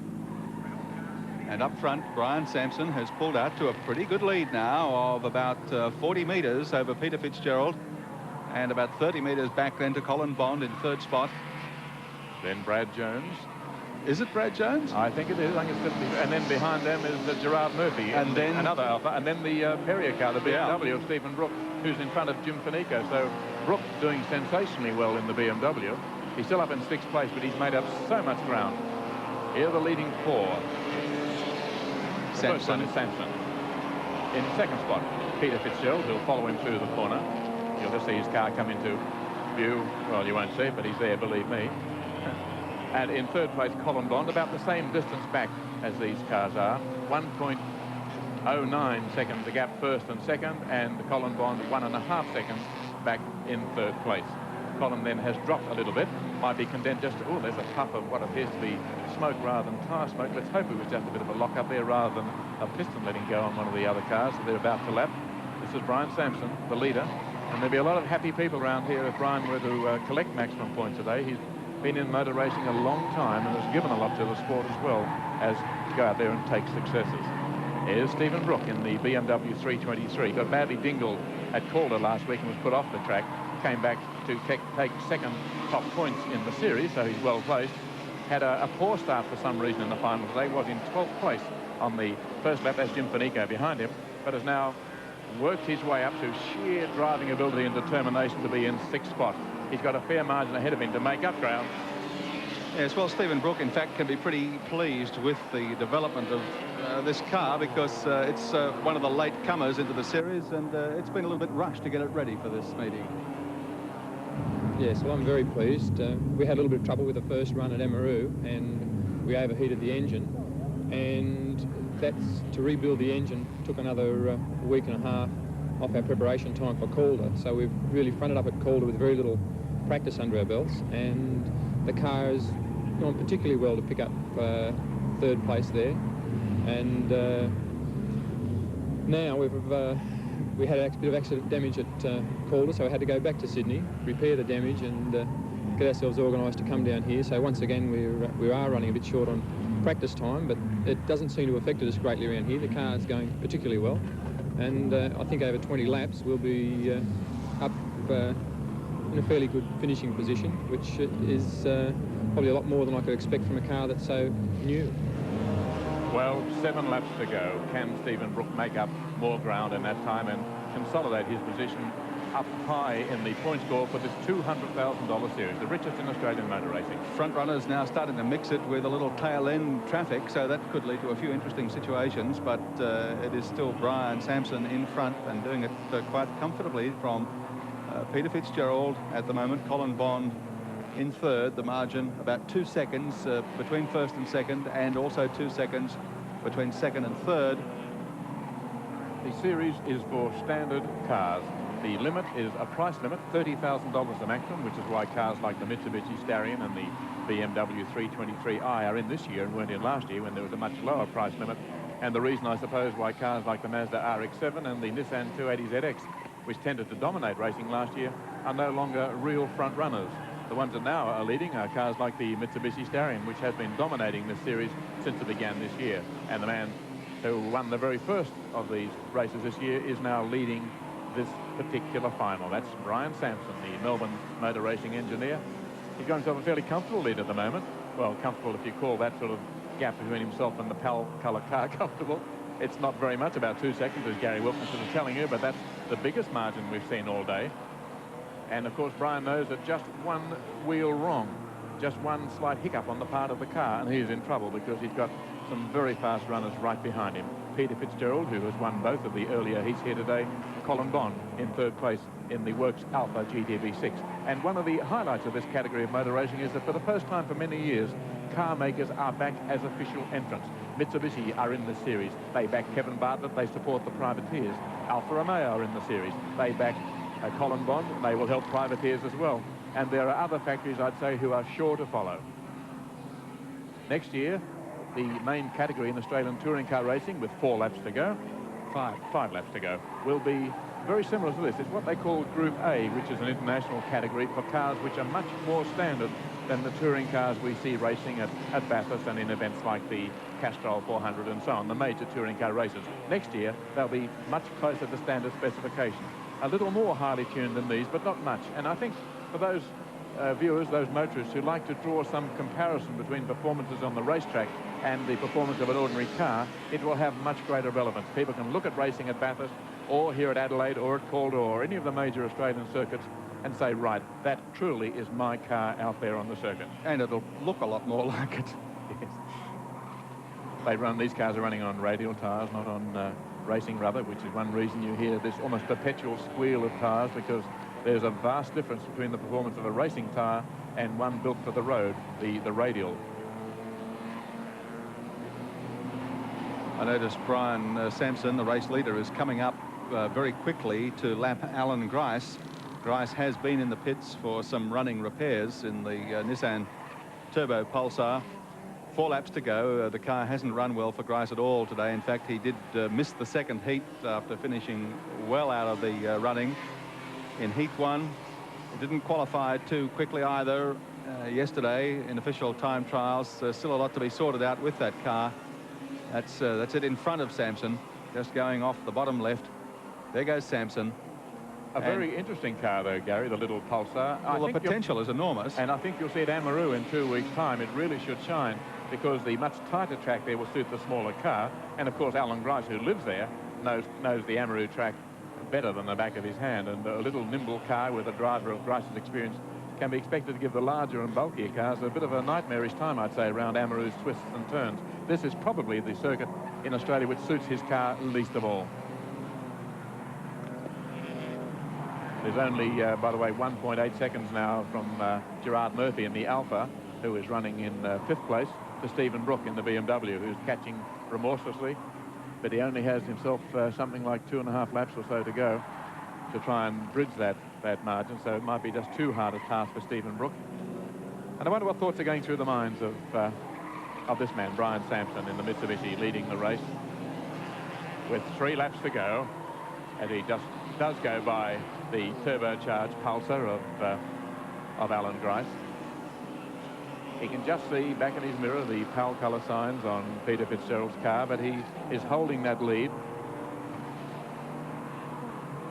Only maybe 2 minutes, 30 seconds of racing remaining, and Brian Sampson will take the win that he so desperately needed when he came here. He's always been fast with this car in practice. He was fastest in practice at Calder, but had a pretty miserable race series last weekend and only managed the 6th place.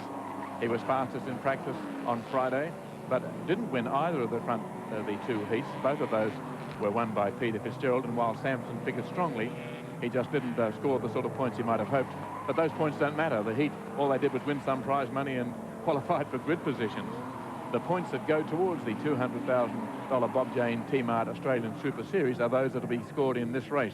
And it looks as though Brian Sampson is going to get maximum points. He has 2 laps to go. 4.8 kilometres to go. Threading his way through cars now, cars that are being lapped. And he'd just be praying that none of those drivers made a mistake, that they caused him some sort of interference, some potential damage to the car. His gap over the second man, Peter Fitzgerald, in another Mitsubishi, is 2.75 seconds.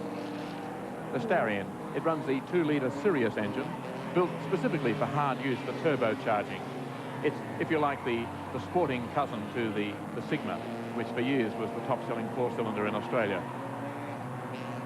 And what a great year they look like having. They do seem to be the dominant make in this type of racing. Mind you, Adelaide suits them perfectly with its long straights, and they handle well, as you can see. But on some of the twisty, tight circuits, like Amaru in 2 weeks' time, they could have themselves a real handful with the BMW and the little Pulsar, and, of course, the Alpha GTVs of Gerard Murphy and Colin Bond. But something like 3 kilometres still to go. Less than that now, with a little over 1 lap to go as Brian Sampson, for the second last time, comes sweeping around the long speedway curve to the start-finish straight. He gets the sign for 1 more lap to go. His margin's still about 2.5 seconds over Peter Fitzgerald. Been a great race for Brian Sampson. Must have wondered what he had to do to win an important race when he was so good in practice, but always seemed to run into some sort of misfortune, and above all else seemed to run into Peter Fitzgerald, who used to win the races. But he looks like taking the points in the final of the second round of the Australian Super Series. The next round in 2 weeks at Amaru Park. Well, it's been a tigerish performance by him. He didn't lead to start with. Jim Panico, in fact, went ahead and took the lead, and Sampson had to do it the hard way, had to pass a couple of cars, notably Peter Fitzgerald. He shouldered his way by him halfway through the race, and now with only 1 kilometre still to go, just 1 left-hand bend and 1 long sweeping right-hander, he'll go on to take the checkered flag and victory in this, the second round of the richest motorsporting series in Australia. $200,000 it's worth. And Brian Sampson is going to take the checkered flag. He can put it in neutral now and coast across the line. 2.5 seconds of the margin he has over Peter Fitzgerald. There's the checkered flag. And it's Brian Sampson who wins. Across the line in second spot goes Peter Fitzgerald. Into third place, Colin Bond in the Alfa Romeo 6-cylinder GTV6. In fourth place, car 73. That's Brad Jones in another Mitsubishi Starion. That was a great effort by Brad Jones, not as well known as some of the other drivers, and really a great effort. And then another good effort in fifth place was Gerard Murphy in the Alpha GTV, and in fact one of the drives of the race into sixth place came Stephen Brook in the Perrier BMW. That's the way the top 6 finished, and the question that anyone interested in this series will be asking now is there any car in the country that can stop these turbocharged Mitsubishis? A car that wasn't considered one of the prestige high-performance cars last year because people didn't know much about it. And suddenly it's emerged as the top-performing car under $30,000. No other way of looking at it. Every car in Australia under that price is eligible to run. No other car can match it at the moment.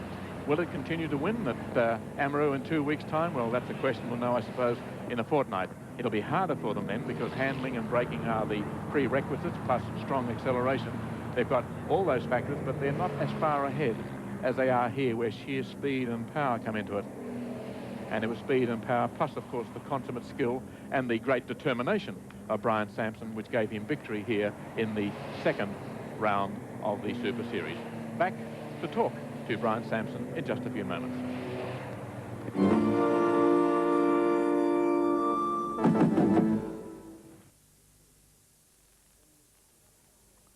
Well, it was a good win here at Adelaide International Raceway to Brian Sampson in the Stallion. That's the way they finished in the second round of the Super Series, in front of Peter Fitzgerald, also in a Mitsubishi, with Colin Bond third in the Alpha. The other places, Brad Jones was fourth in another Mitsubishi, Jerry Murphy fifth in an Alpha, and Stephen Brook sixth in the BMW. And Kevin Bartlett, if you're wondering what happened to him, he came seventh in a Mitsubishi. So 4 Mitsubishis in the first 7 cars. Okay, let's go down now to Gary Wilkinson.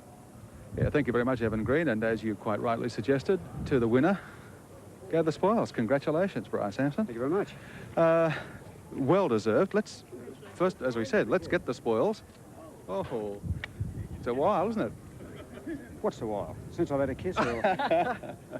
No, quite seriously, Brian, I think you landed the first winner in a Starion in this class of racing. Is that not correct? That's correct, yes. What's happened in the meantime? I mean, I know you've been out there and I know you've been circulating. You were very quick at Calder, but you got lost in the main event. Well, I'm rather infamous for bad starts. That's one of the big problems. I seem to do the best times on a clear track when I can pick the lines I want, and really I've got to get in front to do it. If you've got spare hands, you've got them folded behind your back. We want you to take this with the compliments of Bob Jane T-Marks. Yes, don't open the bottle just yet. Actually, it was a pretty good performance today because you ran third in the first heat, second in the second heat, and you've knocked off Peter in the final, and I don't know that anybody here thought that that was going to be done today. Well, we're quietly confident. The 20 laps gave us the chance to really settle into a groove and get the car running right. What about tyre wear over the 20 laps? I guess that must have been a concern, was it? No, there's no concern about tyre wear at all. The track does get slipperier, but as far as the tyres are concerned, we probably would have done the 2 heats in the race on the original tyres. Peter Fitzgerald, as I said, you led and won both heats very comfortably, and the speculation was that you'd do the same again. What happened? I think Brian's got a little bit more legs than me down the straight, and I think it's very hard. It was hard in the first 2 heats to get those 2 wins, and it's very hard to keep him out. And I think the 20 laps showed the difference. Colin Bond, third in the Alfa Romeo GTB6, and I guess straight line speed, Colin, was where these guys in the Mitsubishi Starions had the edge on you. Well, they did actually, Evan. They're turbocharged and we're a normal aspirated car, and down the straight they're a little bit quicker. But I really had to run with these two to give them a hurry up, and I mucked the start again like I did last week, and I was back, I don't know, about 10th on the first corner, and by the time I got through, they just had the gap and I just couldn't narrow it. But I think it was exciting racing. I know I was driving flat out and I was watching these two and they're having a ding-dong bat, and I hope the people at home enjoyed it watching on TV. Next round's going to be at Amaru. That's going to be a slightly different proposition, isn't it? So yes. Colin is quietly confident. Yes. Mitsubishi have asked me particularly to present you, Brian, with this cheque for $500 because they're also making a contribution to the prize money as you drove a Starion. And Peter Fitzgerald, $300 cheque from Mitsubishi for you. Colin Bond, tough. Wait for Amaru. Wait for Amaru, of course, the next round. Okay, congratulations again to Brian Sampson, big winner today in the second round of the $200,000 Super Series for production cars. We'll be back here at the Adelaide International Raceway in just a moment.